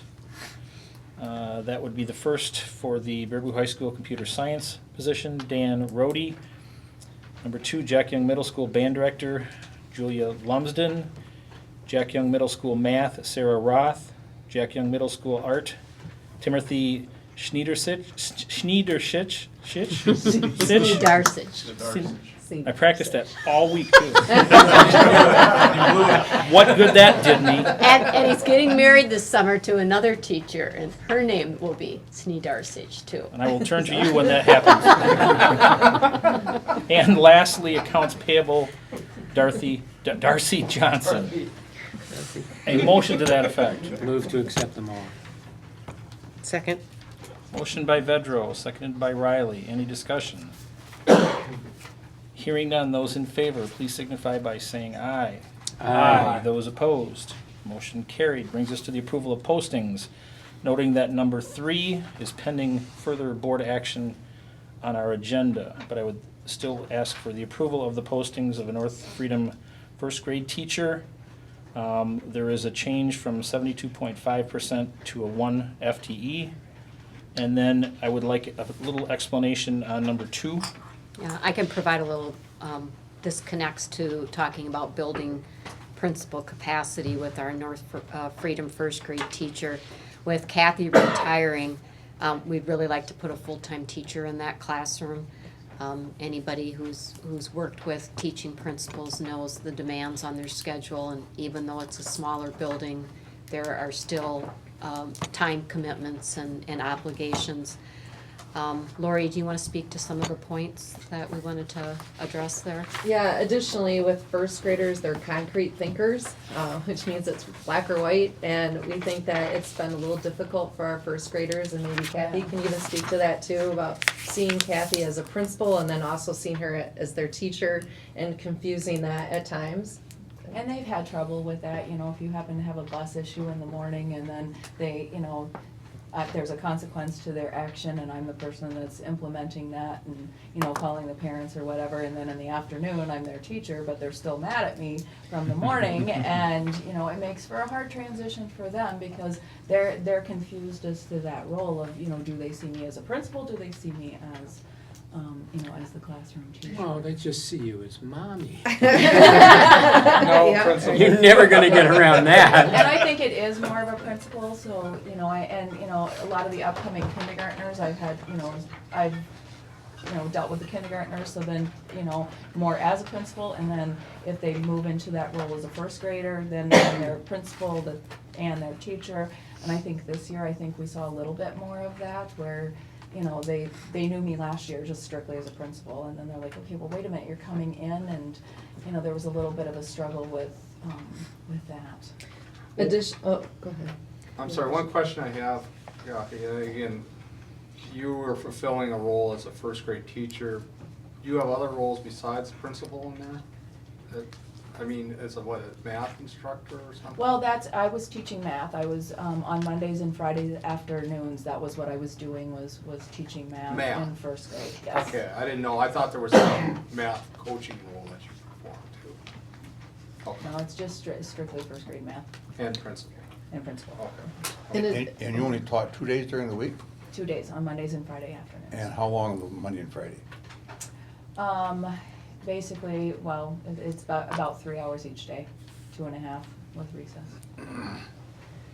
In addition, you know, we were just talking about principal capacity, and, you know, student issues, parent concerns don't wait till those hours that she's not teaching always. And also there are some district-wide needs that we would like to consider working with Kathy on, and one of those could be a multi-rater for educator effectiveness, is one example. Multi-what? A multi-rater, so helping the other principals across the district with evaluation. So one of the things that we go through beyond the initial assessment and training for educator effectiveness is the constant calibrating to make sure that the feedback that we're providing is very accurate and it's aligned to the components the way that we've been trained to do as we observe in classrooms and collect evidence. And Kathy has gone through that process as well. With Craig deciding to leave Baraboo, he has also handled all of the substitute teacher interviews as well as all of the paperwork and everything associated with that. And that has been very time consuming with constantly trying to get enough subs in our district to fulfill those needs. So that would be something that Kathy would be willing to take on as well. And then with Lori stepping into a new role, she has, as curriculum director, been part of every interview process to have that consistent thread throughout that process. And with seeing more mobility and the retirements and the number of new people that we're hiring every year, I don't think that's realistic, you know, for the new curriculum director to do that on their own. So That's another area, again, where Kathy could assist the district in being part of that process. So those are all of the things that we want to tie in. It wouldn't change Kathy's contract because she's already full-time. She has a full-time a contract. What it would change is hiring an additional 27.5% teacher. So the cost we estimated today, we kind of went through all the variables that are involved with it, would be under $10,000 to do that. And again, we feel that not only could Kathy be more effective in her principal role at North Freedom in guiding staff there, that the teaching situation would be better because it takes time for them to collaborate with the parents, with the whole child, but also provide some support district-wide for some of the things that are really priorities for us right now. I got And- one question, excuse me. Yeah, go ahead. So you teach Monday and Friday 3 hours in the afternoons, 3 hours each day, so 6 total. right, Monday and Friday? Mhm. Okay, what does that teacher do while you're teaching Monday and Friday? That She first only grade has a teacher? 72.5% contract, so she's only there. So then 70. she takes those days off. She has that afternoon, those afternoons, yes. So then, if we hire a full-time teacher, then she'll teach The Monday and what Friday you're doing. afternoons, yes. Okay, I'd like to move on for some explanation on number 2 before we act on the postings. The Sure. rationale for number 2. Well, the rationale for number 2 is that our highly qualified human resource director is leaving us. And one of the things that we've talked about is the lack of clerical support for Craig as an administrator. And, you know, we talked about kind of aging demographics, but we also are hiring very young people with a lot of maternity and paternity leaves and family medical situations. And so we would like to propose, rather than throw out a posting for an administrator, and our, you know, the caliber of Craig, you know, is rare to find, that we would post for a human resource specialist, which would be more at an accountant level in terms of position. And with doing that, we would be able to hire a human resource clerical support position at hopefully the same cost. So we're looking at something that is very close to cost neutral. And definitely we would be looking at the human resource specialist with somebody who has had that experience working in that type of environment. Might not be a school district, but has had experience and training in that area. How much do you figure you have to pay these people? I would, Yes, guesstimate, yeah, guess 45 to 60, maybe. for one of them, Yeah, that would be for the specialist. so say 60. How about the other one? Well, that would follow the clerical Scope of position, positions, that's yeah. 16. Are we going to incur, because obviously Craig's got legal expertise, legal costs that we may not have occurred because of having him on staff? Potentially. Well, that was a benefit, right? That was a value added. That we was definitely. didn't really have to pay for. Yes. And we certainly Well, I'm put. not back paying them. Yeah, we certainly put Craig through this. But I mean, it is rare, I think Craig can reinforce this too. It's rare to find somebody with a legal background sure. who goes into HR. And so, you know, we've been fortunate to have the time that we've had with him. And I think the benefit of Craig being here is he's cleaned up a lot of our processes and put things in place to really help us moving forward. It wasn't a one and done thing, but he has really worked hard, I think, across the district in many ways, including professional development for our administrative team, to help us now navigate some of those areas. My understanding also is that we sought, when we brought Craig into the district, to create a situation where the district administrator, who was also handling HR issues, would be able to divorce herself as much from those as she could, to be able to focus on educational leadership. And I think we've served that purpose. My great concern is I do not want to find our new district administrator burdened with that.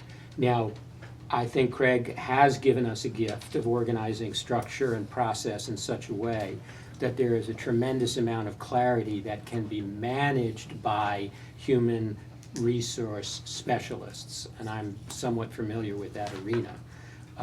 As long as the processes are in place, most of which now have been computerized, virtualized. There's so much now that is taken care of in that regard that I would feel comfortable. I do hear Doug's point that we certainly also don't want to find ourselves in a situation where we're asking Broadman and Clark and increasing our utilization of them at high dollar rates. But that's another topic altogether, and I Right, think we can address that. and there have been occasions where Craig and Jeff have both had to reach out, Yes. you know, on legal issues. Appropriately. If nothing else, to confirm that we're taking the right approach in Right. action. Do you have the job qualifications and duties already in place for these two positions? No, Well, what, we would certainly do that before the posting, because obviously we're gonna get inquiries. The clerical would be pretty cut and dry. I mean, it's clerical support for that position. The human resource specialist would have to be modified slightly from the current job description. Well, and there is an entire field of human resource specialists with job descriptions, Yeah, we wouldn't organizations. reinvent the wheel. Right, Yeah. yeah, I mean, it is much easier to find someone to fulfill that slot. well, what I'm thinking is I would hope you would do this so you're not making the qualification and job description to fit the person that you want to hire. No, I'd like we'll, to see it done we'll, ahead of time. we'll create that ahead of time. How about if I suggest that when you come up with the job description for the two positions and just being discussed, forward them to the board prior to the posting? Sure, yep. I just want to, as we were talking about legal expenses, compliment Mr. Hubble for his leadership on the handbook committee. Thank you. That is something that, based upon the discussions we've had tonight, I'm not sure who gets to take that on. I think the board president has served No. admirably. And I'll approve that one. Either that or policy committee. No, President, I appreciate it. But thank you. All right, so then lastly, the number 3, which is the district instructional facilitator, and that again would be pending board action after the closed session. So I would entertain the approval as discussed for the postings for 1, 2, and 3. So moved. Second? Any further discussion? Hearing none, those in favor signify by saying aye. Aye. Those opposed, motion carried. I am not aware of any approval of long-term substitute positions. at least No, not but I do presented to me. have a couple of transfer corrections. This does not require board approval, but for the board's information, Tessa Carls will be transferring from Abe 5th grade to a .5 FT 4K, but not at Children's Day Center. That will be at St. Clair morning session. And Amanda Corton, who's now full-time at Children's Day Center, will remain there in the morning and also take on the East PM 4K section. So those are just a couple updates on that. Okay. Brings us then to new business. Under A, we have the approval of the overnight field trip for the high school students to the Ice Age Trail in Chippewa Falls. That is relatively soon. Move to Yes. approve. Well, Claire Gillick is Oh. here with some of her students. All right, And they'd like let's to talk about it. share a little information.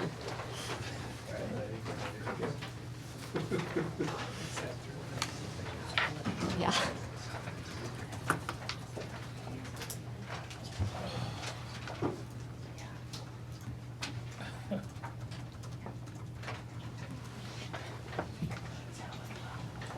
So, hi, I'm Claire Gillick. I'm a teacher here at the high school. I teach science, and I have some students here that have put together a presentation for you to tell you a little bit about the work that they have done in the past and wish to continue this spring on the Ice Age Trail. So yeah, we just have a really quick overnight field trip proposal for you guys. It's with the Mobile Skills Crew, which is the volunteer facet of the Ice Age Trail Alliance. If you like the Ice Age Trail, then you can enjoy the product of the Ice Age Trail Alliance. Basically, that's what we're going to be doing, is working on that trail.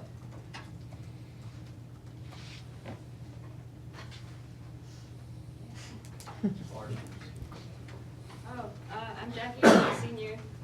I'm Taylor, I'm a junior. I'm Zachary, I'm a senior.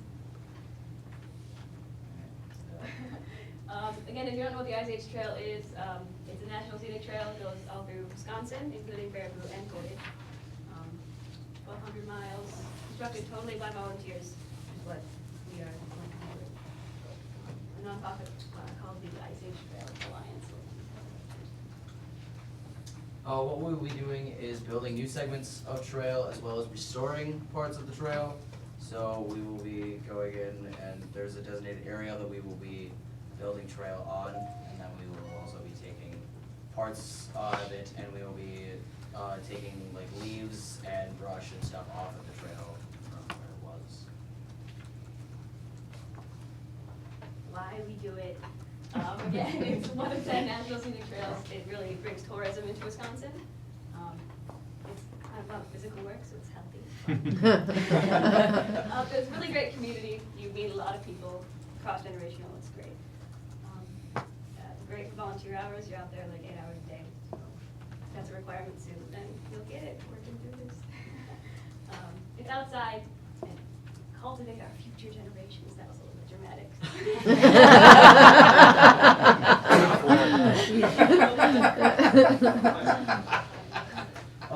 When will we be planning on doing this? We will be leaving at 8 o'clock on Friday, May 29th, and we will be coming back around 3 p.m. on Sunday, May 31st. There's a typo on this sheet, so it says Chippewa Falls, but we're actually going to be camping near Rib Lake in Taylor County. And this cost the school district nothing to do this. We will be, the Ice Age Trail Alliance will actually be reimbursing all sub-costs if we need to pay for a bus or substitutes for our teachers. So, Fantastic. Very nice, yeah. We're talking 10 to 15 students. I think this requirement of 1 sub for every 5 students. We need that, of course. Talk about how we do it really quick. yeah. There's 3 steps that we'll be learning, for anyone who's new, we'll be learning.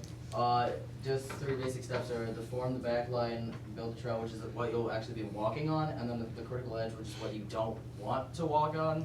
That kind of just ruins the trail itself, and we'll also be learning how to properly use some of the tools that we use, like a Picmatic. That's what that is right there, and buckets, because we need to learn how to use buckets.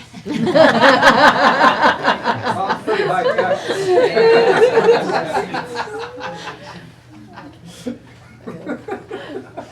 Little quote for you guys from the Ice Age Trail. Yeah.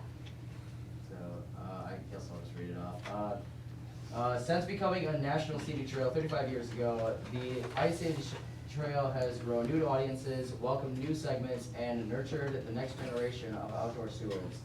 Mobile Skills Crew events carry and expand on these themes, bringing new faces and ideas to the trail and to the Alliance. So this is kind of just what we did, like this is just one thing we did, this is over at Gibraltar Rock. That was our training, that might be wrong, is that wrong? No, that's wrong. Okay. It's just like one of my hours today, so I didn't know if I was right on the location or not, but yeah, this is where we did our training last year, so, yeah. And this is just some stuff that we accomplished last year as a whole. It doesn't sound like a lot, but when you do it in 200 feet segments, it's That's a lot. It's a long time. That's a lot. We actually got the opportunity to work on this segment of trail. We talked about it, we actually remember walking on this part of trail, so. lots of volunteers at 11 events. Again, it's really cross-generational, lots of different people coming together. I think it's my favorite slide, because every morning we wake up and we do like really awesome stretches together. other, and no one got hurt in the entire year, so it's Wow. not someone to do anything dangerous. Lots of smiles. Look, someone put an arrow on my face. Or mosquito net on my head. That's basically it, I'm pretty sure that's the last slide. So does anybody have any questions? Do you expect that you're gonna get a lot of new muscles after this weekend? Probably. It's very hard work. Yeah. Possible worm. Something that's really great about this as well is if the students complete 3 different work events, of these mobile skill events, they could become crew leaders in the future, where they would actually lead a group of multi-generational volunteers and get their construction notes, and there's the segment of the trail that they're assigned to, and they would lead the group to construct that segment of trail. And Jackie and Taylor are both, I think, one event away from that. Why did you pick this area instead of, let's say, Devil's Lake, for example? They're not doing anything at Devil's Lake this year, sir. Well, They just don't have an event there at all this year. So I mean, it's just a place like they need work done, is that? Yep, they're sanctioned events through the Ice Age Trail, so that way, they provide us the tools, they provide us the equipment for them. Mhm. Otherwise, it would just be on our own and we wouldn't have any of the equipment. Did any of you do the event that was up at Bowie U just couple, 2-3 years ago? Anybody here? No, I didn't know about it at that time. Okay. Trail runs right through the campus. It does, Yeah. yeah. Okay. That was prior to them getting in contact with us. We worked on it a Yeah. little bit, we worked with a lot of, like, fifth graders. Fourth, Fourth Saunders, or Saunders and fourth grade. Or actually, your daughter was in that group, I remember that. Okay, good. Henry David Thoreau would be honored for the work of a young generation with guidance. There's nothing like being in the outdoors to learn about what's real, and leadership skills of working with volunteers, which is the highest level of leadership, because there's no authority by title, there's no authority by money. All authority comes from creating credibility, and that is probably one of the greatest skills in leadership that one can develop. So honors to all of you and to your teachers for helping make that a reality. We wish you good weather, too. So do we, we have to stay intense. Thank you very much. Thank you. Thank you.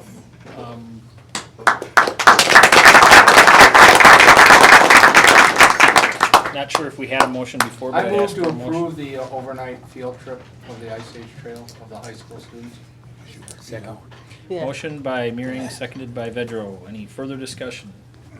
Hearing none, those in favor signify by saying aye. Aye. Those opposed, motion carried. Up next, we have the approval of the overnight field trip. On the overnight trip or leave the meeting? I make that same cheer every meeting. That's right. For the overnight field trip for the high school students, the Fine Arts Weekend in Spring Green coming up in the fall, you were provided background for the proposal in your board packet, so unless there are any additional questions, I would entertain a motion for approval. So moved.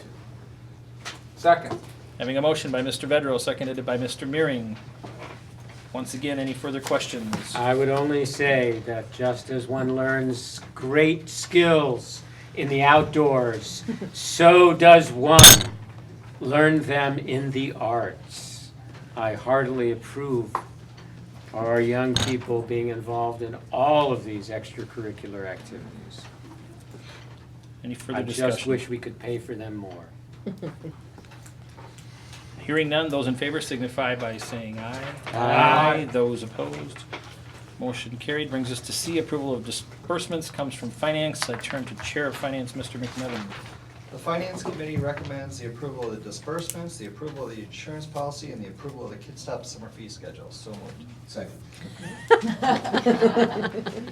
Having a motion and a second. Motion by Mr. Mearing, seconded by Mr. Cummings. for I the- did not second. C, or I'm sorry, Mr. Cummings, second. C for the approval of disbursements.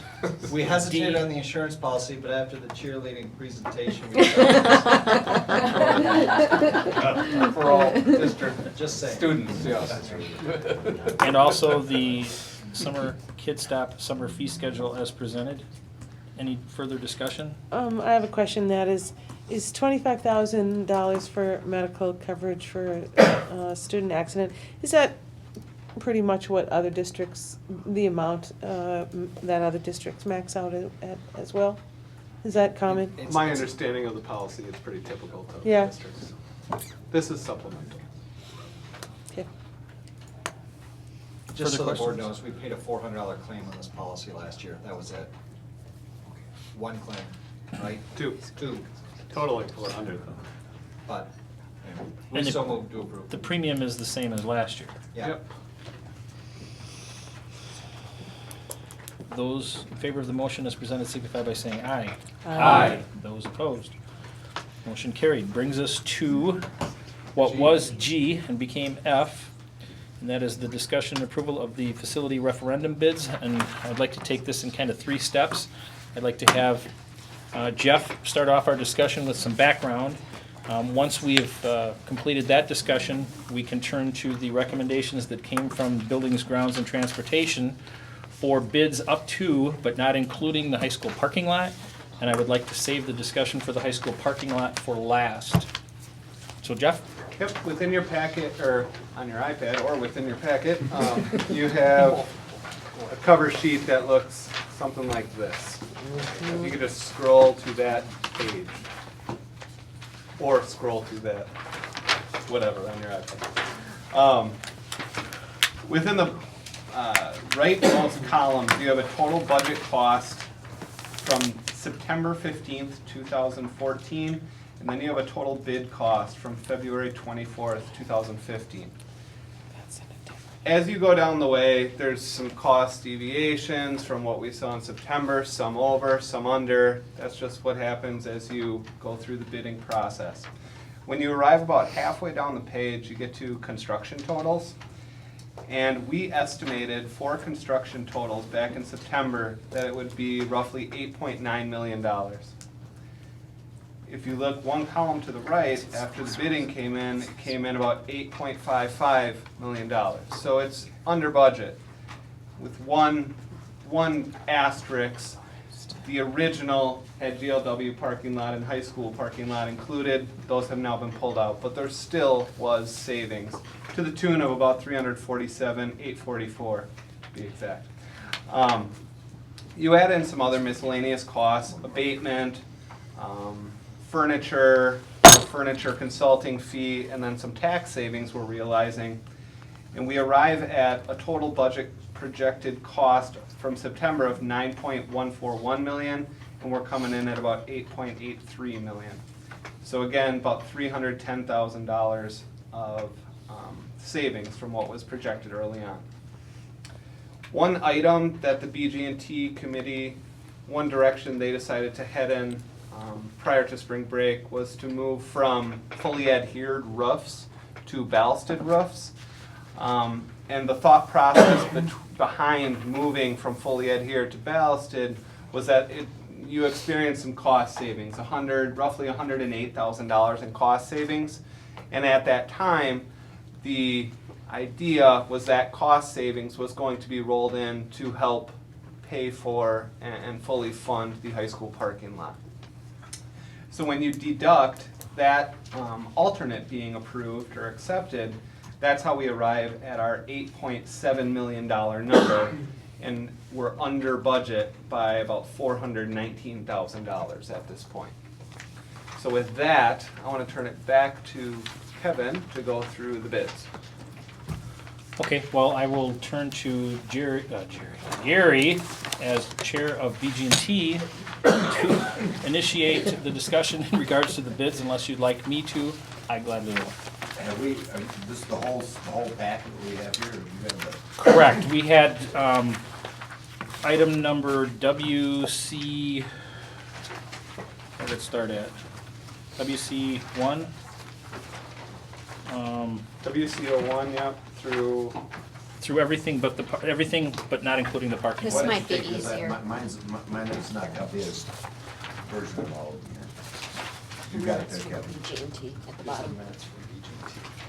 That's got to be somewhere else too. It is. The big one is. Just a quick question, or a quick question. I recognize some of the bids, there's significant shifts between what was budgeted and what the ultimate bid was, many of which were large projects that, you know, look like $50,000, $60,000, $70,000 difference in our favor, all of which is very nice. Thank you. I'm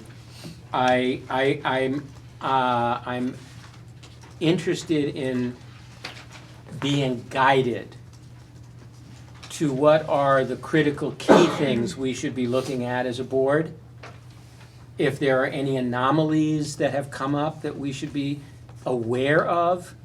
In our last meeting, you were very helpful in demonstrating to us that when an anomaly is identified, you go back to the bidders, you look at what they're doing, you guide them to make sure that we're doing the right stuff. That was very helpful to me to know.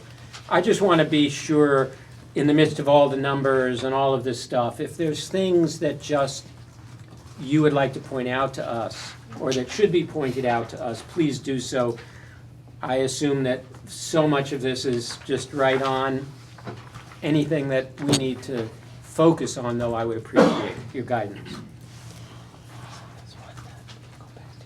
Okay, all the ones in your package here, these are all, do you want to go through them individually, or the ones that are listed on for, I would think we could take the time to, we're talking about a pretty significant amount of money here. I think we could take the time to go through them individually. Some of them, there were single bids. Some of them we had competitive bids. I don't know if you want to delineate which ones are which. But. okay, if you want to start right from the top, then it's, you have your packets here, it's WCO1, demolition and general work. Budget was $307,290. CG Smith came in at $320,000. Motion to offer the bid to CG Schmidt. So moved. Second. Any further discussion? Those in favor of that motion, please signify by saying aye. Aye. Aye. Those opposed?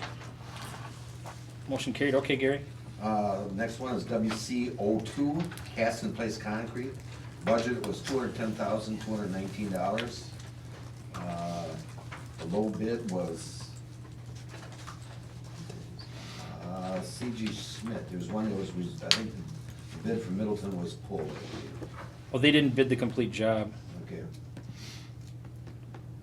And at the cost of $215,000, cast in place concrete.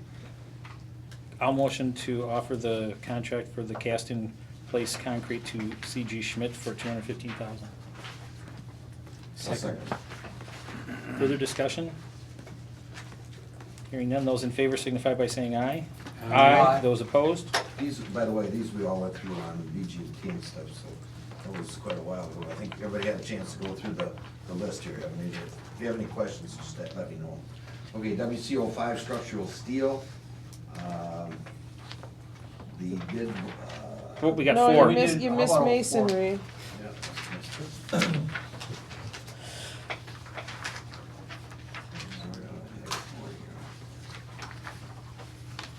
Notice how quickly finance approved it. We had I don't think you did.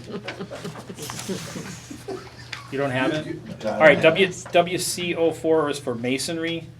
The budget was for $131,084. The competitive bid was from Cornerstone for $194,500.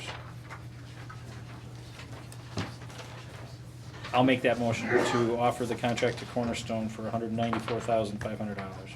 Second. We had a big variance there with the east masonry. About double. 45,000, yeah. Yeah. Al Bierman.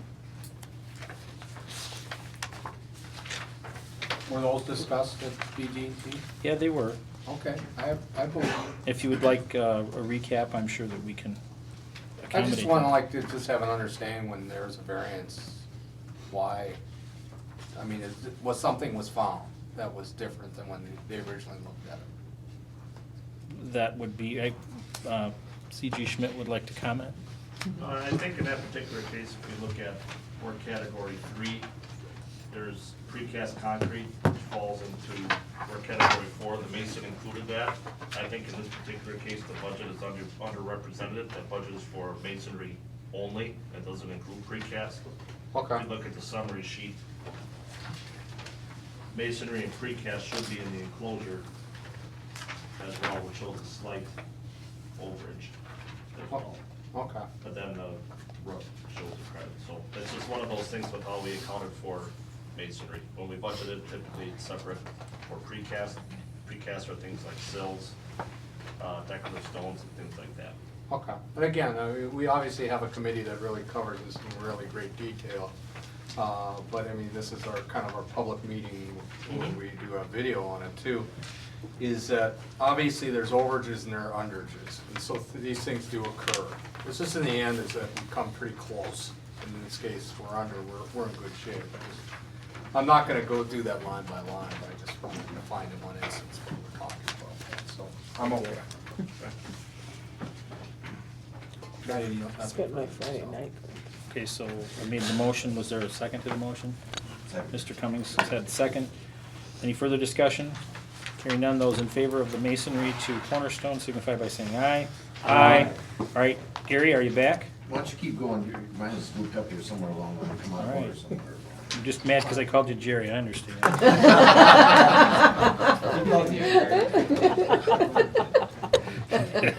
think we should. Okay, WC 05 structural steel. We did have two bids. One was from Capital Steel and the other was for Selden Steel. And our selection was to go with Selden's Steel, even though they were a couple $100 more because they are local. Felt more confidence in recommending to the board that we go with Selden Steel. So moved. Second. Any further discussion? That total is $142,695. Why don't we have a budget number on this? Because we got multiple bids. Oh, okay. That's why, when we only get one bid, then we compare it relative to the budget to make certain that we're in alignment. Okay, I just curious why we wouldn't see a budget number on that, but that's okay. Further discussion? Good question. Hearing none, those in favor signify by saying aye. Aye. Those opposed? Motion carried. Brings us to signage number 6, WC 06. We had two bids, THD and Costco, not the Costco that's located in Madison. This is a company that does signs.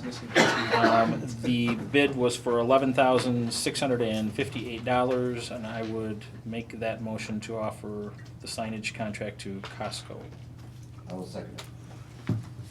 Further discussion? Hearing none, those in favor, please signify by saying aye. Aye. Those opposed? Motion carried. Brings us to WC 07, and I think we are also incorporating in that, it's the doors and hardware part of that as well. So it's 07 and 10. You see the comparative budget number relative to Doug's question. We did have C.G. Schmidt as the lone bidder, very close to the budget number at $408,500, and I would make that as a motion to offer the contract to C.G. Schmidt. I'll second that. Any discussion? Again, because C.D. Schmidt is also providing overview services, if I remember correctly, there's also another benefit for the district in terms of the funding. Again, this is for our citizens to understand that there is a value in being provided to the district. I'm not sure if it has to do with sales tax and or something else. Maybe you could simply reinforce what that relationship provides to the district so nobody thinks we're just giving you the bids because you want them. Sure. Well, it's just to remind the district that we submitted all our self-performed bids a day ahead of time to make certain that everybody understood it was above board. Typically, all the bids are due at the exact same time so that there's no irregularities. We go a step further and say, to show our good faith that we are completely above the board and transparent, we submit our bids 24 hours ahead of time. It's not typical. The advantage that I think you're speaking of with C.G. Schmidt is that we actually have 2 contracts with the district. One is for C.G. Schmidt for labor, and the other one is with Richard Street Supply, which is a company we created so that you can take advantage of tax savings. The old way of doing it, the district could always apply for purchasing of materials to realize the tax savings. But the district would have to write a check for every single invoice associated with that tax savings, which would literally be hundreds to nearly thousands of checks throughout the course of a construction project. So when we now Richard Street Supply, we pay for those material invoices, which is allowed by state law, state statute. We submit one invoice to the district every 2 weeks, because a lot of those material invoices are not 10 days, not 14 days.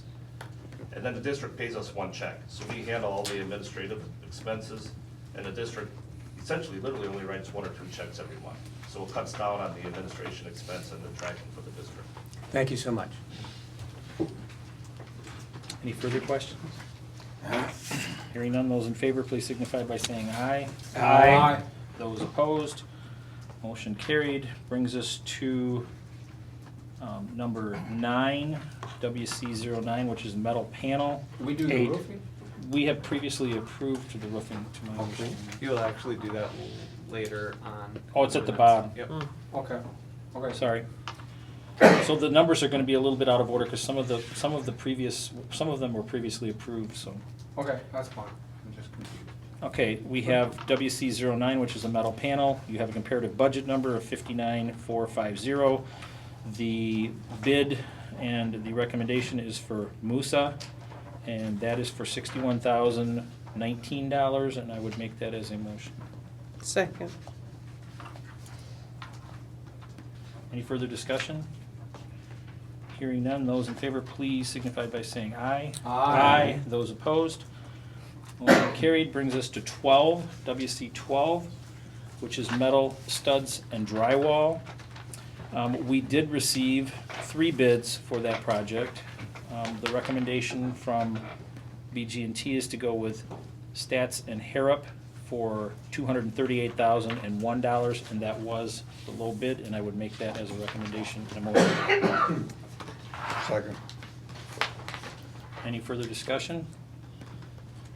Hearing none, those in favor, please signify by saying aye. Aye. Those opposed? Motion carried. Brings us to WC 14, which is the acoustical ceiling tile. And we did receive 3 bids for that project as well. The recommendation from the committee is to go with the low bid, which is from Austed and Sons for $176,342. I would make that as a motion. Second. Any further discussion? Hearing none, those in favor signify by saying aye. Aye. Those opposed? Motion carried. Brings us to WC 15, which is flooring. Comparative budget number of $132,715. We received 1 bid from Hughes Flooring for $125,300, so it was under the budgeted number. The recommendation from the committee is to offer the contract to Hughes Flooring for $125,300. I would make that as a motion. Second. Is there a second? Second. Or second, thank you. Any further discussion? Hearing none, those in favor signify by saying aye. Aye. Those opposed? Motion carried. Brings us to 16, which is painting. We did receive 2 bids. The low bid was from Hess Schweitzer for $91,630. I would make that as a motion. Second. Having a motion and a second, any discussion? Hearing none, those in favor signify by saying aye. Aye. Those opposed? Motion carried. Brings us to WC 18, which is the flagpoles. We received 2 bids. The low bid was from Eder Flag for $1,198. This is for the middle school flagpole. I would make that as a motion to offer the contract to Eder Flag. I'll second that. I'll run it up the line. Any discussion? Hearing none, those in favor signify by saying aye. Aye. Those opposed? Motion carried brings us to 19, WC 19, window treatments. We only received one bid, so you see the comparative budget number. The bid was almost $2,000 less. That was for Wisconsin Window Concepts for $21,445. It is the recommendation of the committee, and thus my motion to offer the contract to Wisconsin Window Concepts.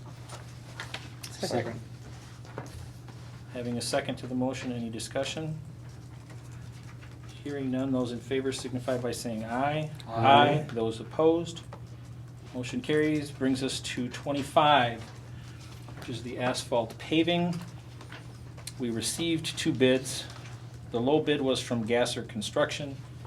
It is the recommendation of the committee, and thus my motion to offer the contract to Gasser for $81,857. I'll second it, Kevin. I've got a notice on here that does not include the high school. Correct, and thank you for the clarification. Any further discussion? Hearing none, those in favor, please signify by saying aye. Aye. Those opposed? Motion carried, brings us to curb and gutter. This, we received two bids.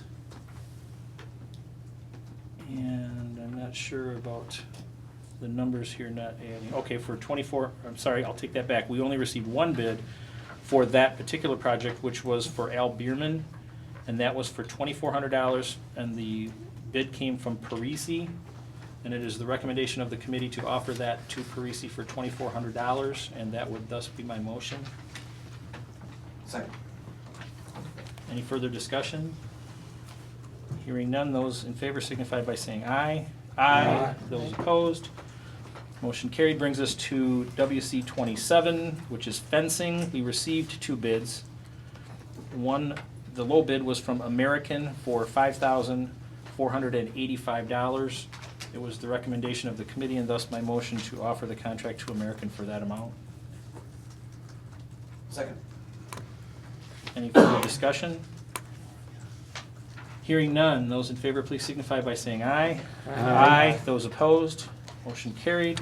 Brings us to WC 28, which is landscaping. We did receive two bids for the landscaping. The low bid was also a local bid, and that is $23,135 from Dean Bloom. And it is the recommendation of the committee, and also my motion to offer that to Dean Bloom for that amount. Second. Having a motion and a second, any discussion? Hearing none, those in favor, please signify by saying aye. Aye. Those opposed? Motion carried. Then brings us to security. I'm not sure where the figures are in regards to the security. It's about 2/3 way down here, on the sheet here. It's on the bulletin list from the minutes. Well, I've got it on the bulleted list. I don't have the competitive bid though. It would be on the back of electrical. Right there. Like, is that on page 25 of 30? Yeah, My pages aren't numbered, but 147122. 147122 is the landscaping. No, No. it says all right, security. The job number is gonna be the same on all of them, Oh. so you can't go by that. Oh, Yeah, I've got that. There were two bids.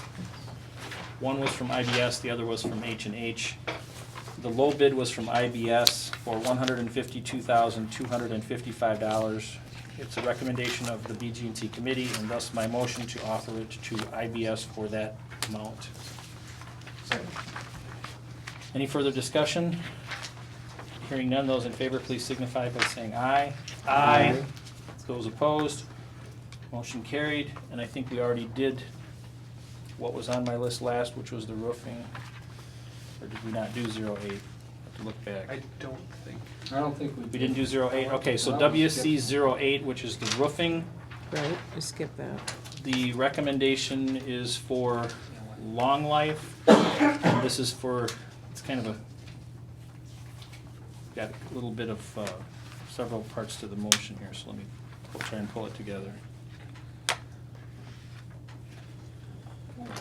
Did we approve Mealy for part of the jobs? Say again? Did we approve Mealy for some of the jobs? Yes. So it's kind of a two parts to the recommendation. The first is to recommend Long Life for the East School fully adhered roof. That amount is $44,690. And then secondly, recommend Malley Roofing for the work at Abe and the high school, fully ballasted, and then some patchwork at West, and that total is $237,552. So I would make that as one motion for the roofing, but it's for two firms. Again, Long Life for East for $44,690, and Malley Roofing for Abe and the high school, along with patching at West for $237,552. Second. Having a motion and a second, any further discussion?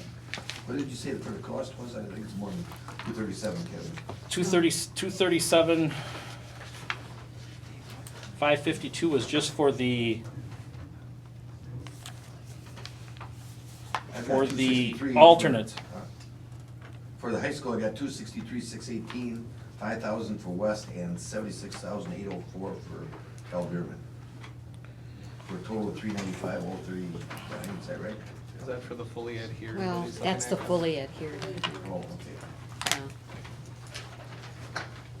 The 237,552 number was for the ballasted alternatives. So I think the 237,552 number is what was approved, and that's correct. We're approving the 390,112 for Malley, right? No. No. We're No. approving for Malley 237,552, and Long Life for 44,690. So the numbers are adjusted from what we're seeing. Correct. Because we did a combination and we used two different vendors.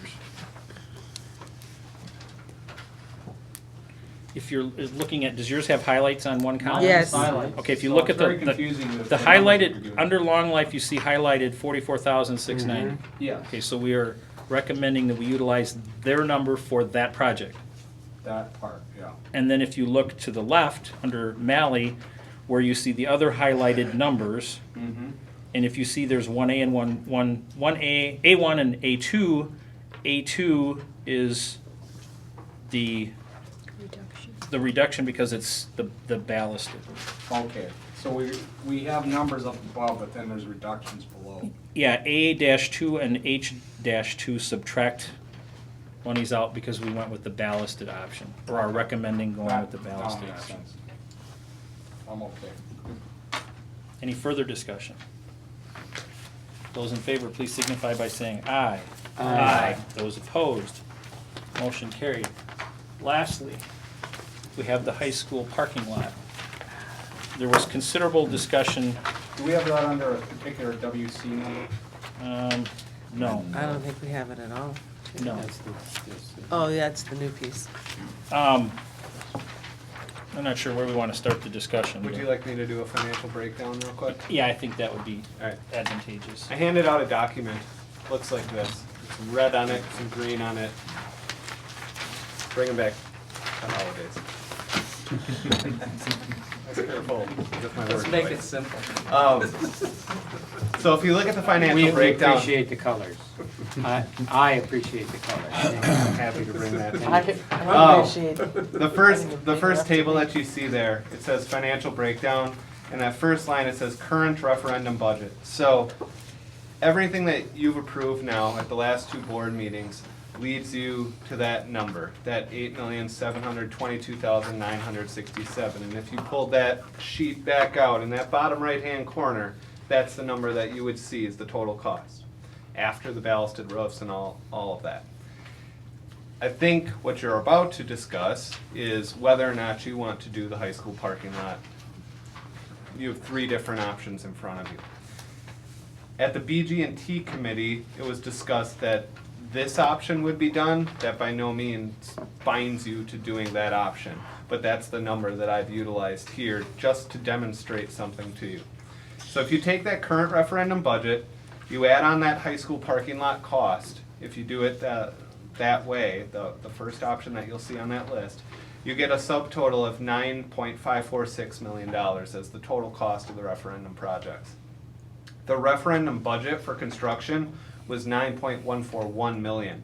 So looking at it that way, you are over by $404,771. 404,000. Oh, sorry.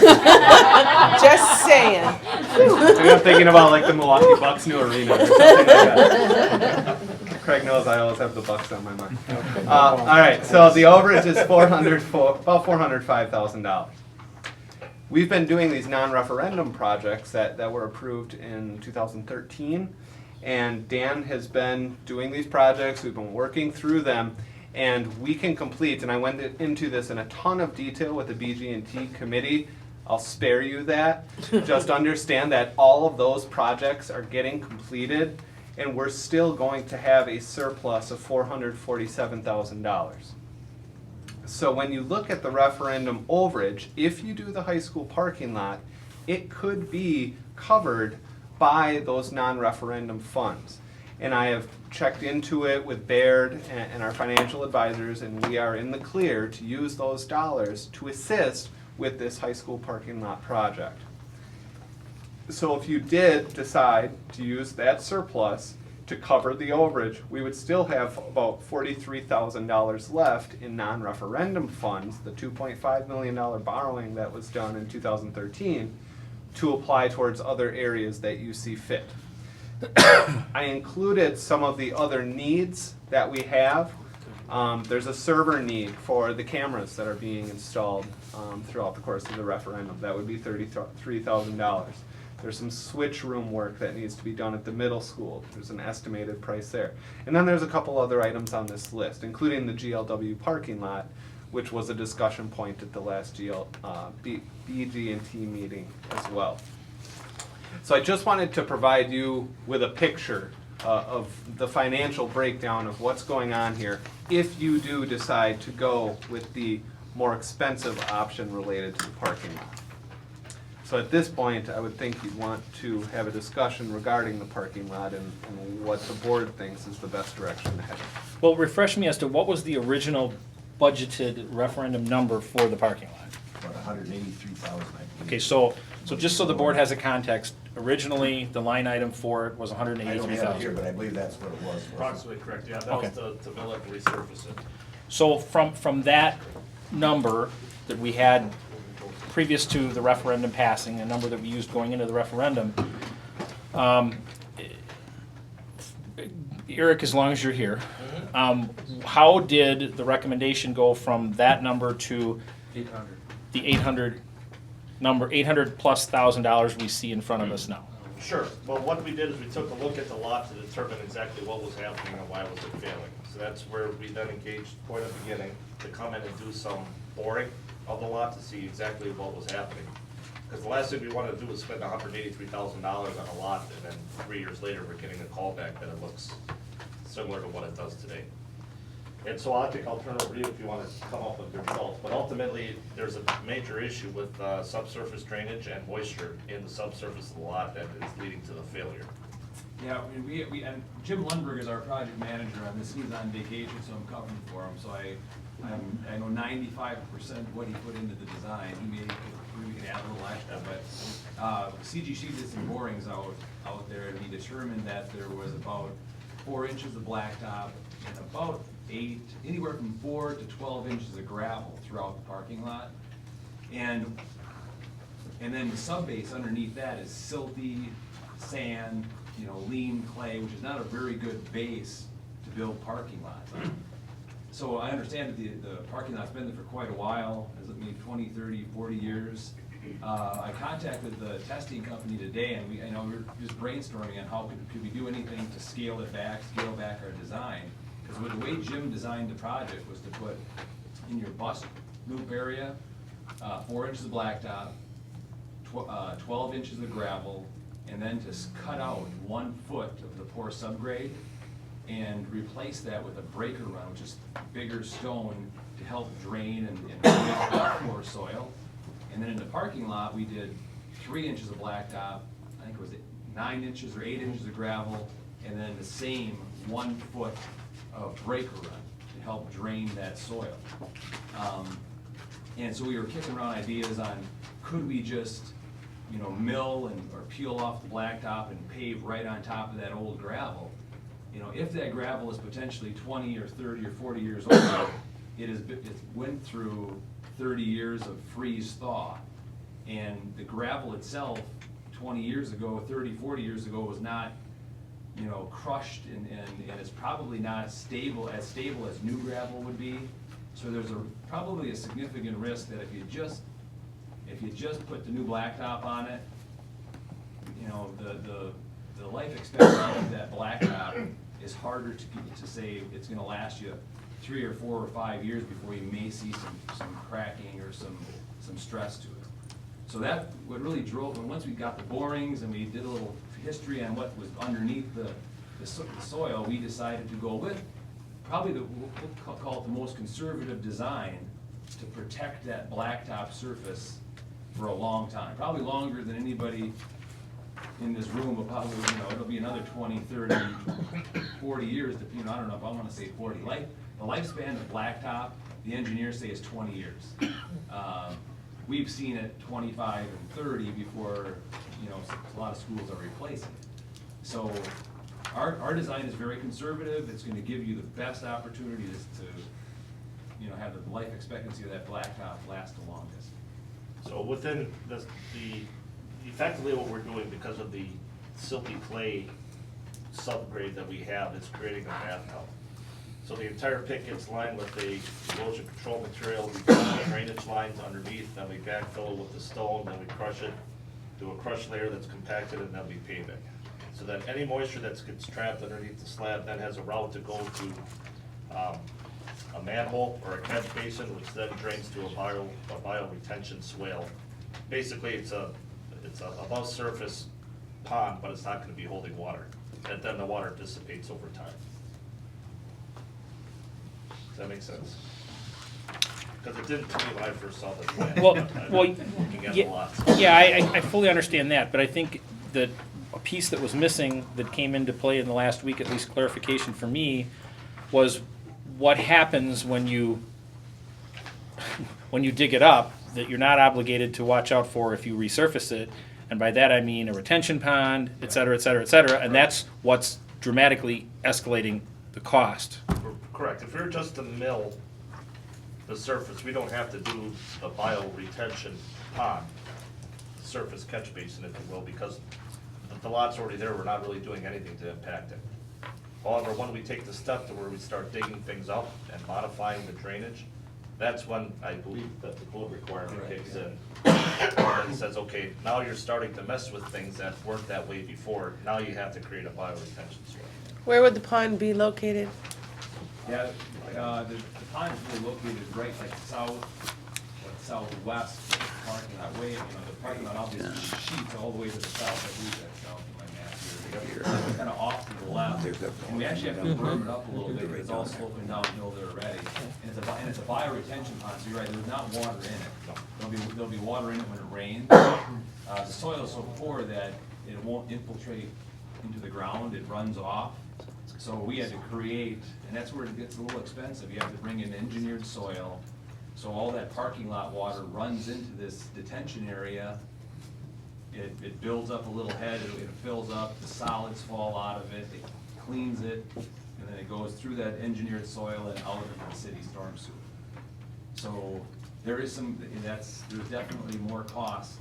And what triggers that is whenever you disturb the subgrade, if you just peel your blacktop off and put your blacktop back on, there's really not a lot of regulation for stormwater, but as soon as you start messing with the subgrade underneath and start tearing up the dirt, DNR and the city have certain stormwater regulations you have to hold to.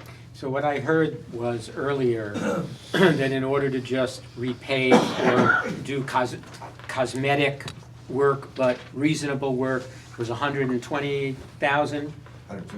$150,000. And the current doing it absolutely for the rest of our lives, almost, is $800,000 or thereabouts. Yes. So $150,000 can be replicated if my math is reasonable, 5 or 6 times.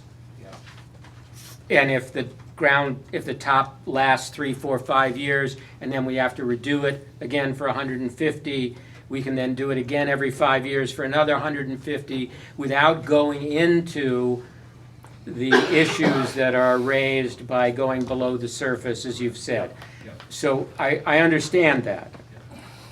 My biggest concern has to do with all of the other things that I think our community might be interested in having done, along with at least resurfacing that for another 4 or 5 years, and then asking the question, do we need to do it right now, or do we need to do it another time and resurface for another 150,000? And I think a couple of things too, is I think the way we designed it, the way the construction documents went out was we pulled all the curbs out, we restriped it. Jim told me today that he thought he had an additional 30 or 40 stalls from what your current layout was. So there was some reconfiguration, not really in size, but just the way it was striped and the way the flow works. And there was removal of some of the curbs, and so if you don't do that, there's obviously savings on every turn. You know, if you don't tear out the curbs, if you just put the blacktop down. The one thing to be a little bit concerned with, and when I talked to Jim today, I'm not sure the borings were done till after post-referendum and when the budget was put together. You know, the milling and overlay, we probably want to really sit down with Gasser to put that bid in and make sure, because the way when they mill it, they'll grind off the top inch, and then they'll just put down another layer, 1.5 to 2 inches of blacktop. We just want to make sure Gasser's comfortable that the structure of that existing 4 inches, that when they start milling it, it doesn't start breaking up. And they won't. Yeah, they won't approve that. Yeah. They're not gonna guarantee that. They can't. I mean, that's, in their defense, you're asking them to guarantee a slab that's 30 years old that they didn't put down, they won't be able to guarantee that, so. I don't think everybody can guarantee. That's a disadvantage you don't know. You could be opening up a can of worms. The reason I brought up some of this stuff earlier, like this, I'm also on the town board, and we went through bid openings today. For a mile of asphalt road, ground up, spread off on top of existing base, and put it down there, for a mile of road was, just a little shy of $80,000. And sure the hell ain't gonna be that much surface area out there. The other thing is now, I'm looking at it, looks like you're well over-engineered, almost for like an interstate there, because town roads with much more traffic don't even come close to this. If they had 14 inches of gravel base up there and the top 2 or 3 or 2 inches they got there ground up and put on top of that for a base, that's nice. There's no bus traffic out there, well, a little bit, but most of it's out on the side, you gotta remember that too. As far as islands, it was the 2 islands on the far side, the one up here stays together, and this $823,000 only goes just out here to that first speed bump. It doesn't go out to the stop sign, it don't do anything else. I've been on the board for over 10 years, and it looks crappy out here, it's been the same for 10 years. It's gotta be around the original, well, it's been 52 years, so I don't know when's the last time it was actually seal coated. And like Peter, whatever was saying there, if you do whatever, you know, it seems to me, it's just a little over-engineered, but we need that extra money, would be better off to go to other projects in the school. That's my own thing here. Sure. No, and whatever you guys decide to do, this is a board decision. So Jeff, all I'm looking for is One somebody to- question I have is that, again, I'm going back, and I'm certainly not an expert when it comes to the high school parking lot. We talk about adding 30 spots, 30 spaces. Is part of that tearing out like the islands and the curbs in the middle portion? Is that a large portion of our cost? I mean, if we just leave those? No, it isn't. No, I think probably a large portion of the cost is you know, you're taking out, there's a lot of dirt leaving the site, because we're taking out a foot of the poor soil, and then you're bringing in a foot of the breaker run. You know, again, that is a really, you know, we've designed a lot of parking lots like that, but we've also, you know, backed off from some of that as well. So you know, over-design, it is a conservative design that would really protect your blacktop. You know, there are some options we were talking about today of, you know, do you peel the blacktop and get the gravel out of there, proof roll the subgrade just as it sits, figure out where the soft spots are, maybe take small spots out, and then new gravel and new pavement, that's an opportunity. I know But how far can you go in doing that before you have the DNR tapping your shoulder? I mean, that would probably, that would be that would trigger the DNR, because as soon as you start disturbing the subgrade. That triggers the files. Yeah, yeah. You know, if you don't wanna trigger the DNR, I think your best bet would be it would probably be the mill, to mill it, and then if for some reason it was really in real poor condition where they were milling it and they couldn't keep it stable, then you may wanna consider tearing the blacktop off and maybe just adding gravel and reshaping the gravel and paving. You can do that without, DNR, I believe. I'd have to verify that, because you're not down into the subgrade. You know, you're only just below the asphalt layer. I'd have to talk to Jim to make sure that's the proper, meets the regulation, but I believe it does. Well, I would think you would want to take all the blacktop off rather than just take off an inch and then put blacktop on top of it. If you took all the blacktop off, that would prevent any cracking underneath. Sure. And I understand that if you have to crack underneath, it's gonna crack above too, probably in the same place, I think. And then sometimes if your pavement structure is, solid enough, you get away with grinding off the top inch. But doesn't, we don't think that that's gonna work out here. It's pretty poor shape. The Jeff, cracks are clear through. Question comes with the, I didn't see anything about the sidewalk. We're required to put in a sidewalk now along that whole field down there. Where are those costs at? I believe that's already included. That's in the concrete number. Yeah, that's already in the So number. no we matter approved. what the decision is regarding the lot, that So sidewalk that has is to be included in the number. Yep. Well, what did the BG&T decide? We just Well- got some of these information here just this afternoon. the original recommendation from the committee was to proceed with the $800,000+ project. However, since that meeting, I think there's been some second guessing, to put it mildly, in regards to the expense that's involved. I think it's fair to point out that, Peter's suggesting that we could do 150,000 now, and 3-4 years down the road we'd do it again, and 3-4 years down the road we'd do it again. That's not gonna be the case, because we've got our referendum funds that are not gonna be available to us 4 or 5 years down the road. So let's not pretend that we're actually gonna be able to do that, because that money's not gonna be there. Well, on the other side of that same coin, that money's not gonna be there to do some of these projects that, like the service for the cameras. I mean, that projects yet to address total $442,000. So, we're not gonna get to do everything we want to do. In fact, we know that this is phase one. Even the think that- referendum didn't do that. And But I think that's another point, that this is phase one of a much larger referendum years down the road, which could be included. I have great reservation of looking, at 800 and some odd $1,000 for a parking lot, compared to what we had to spend several years ago of $1 million at the JYMS at the middle school because a wall was not constructed properly. So I'm kind of caught between, well, one is vertical and one is horizontal. I'm much more concerned about the vertical one falling on kids than I am the horizontal one kind of sinking a little bit for the same amount of money. As a board member right now, and with all due respect to BG&T, I feel as Gary does, I don't feel like there's been enough independent focus on the options that are available to deal with this issue. And I don't want to recommend either spending the $800,000 or not today. If there's a way that we can put this to the side and get some more options for us. I heard Gary say that they're doing a mile worth of, did I hear it right, Gary? A mile worth of blacktop for $80,000?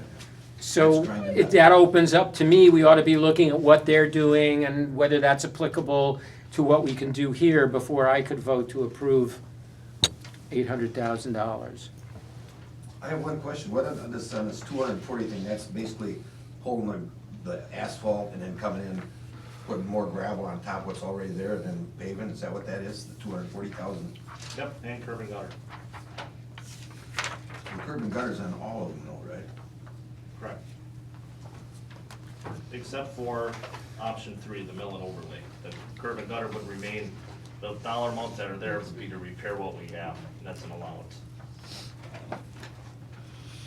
What, I guess I share Peter's concern in that we would spend 10% of our referendum dollars on the parking lot out here. I mean, you're talking over $800,000. I'd love to have it done, perfectly done right, with all the right engineering and the right aggregate underneath it.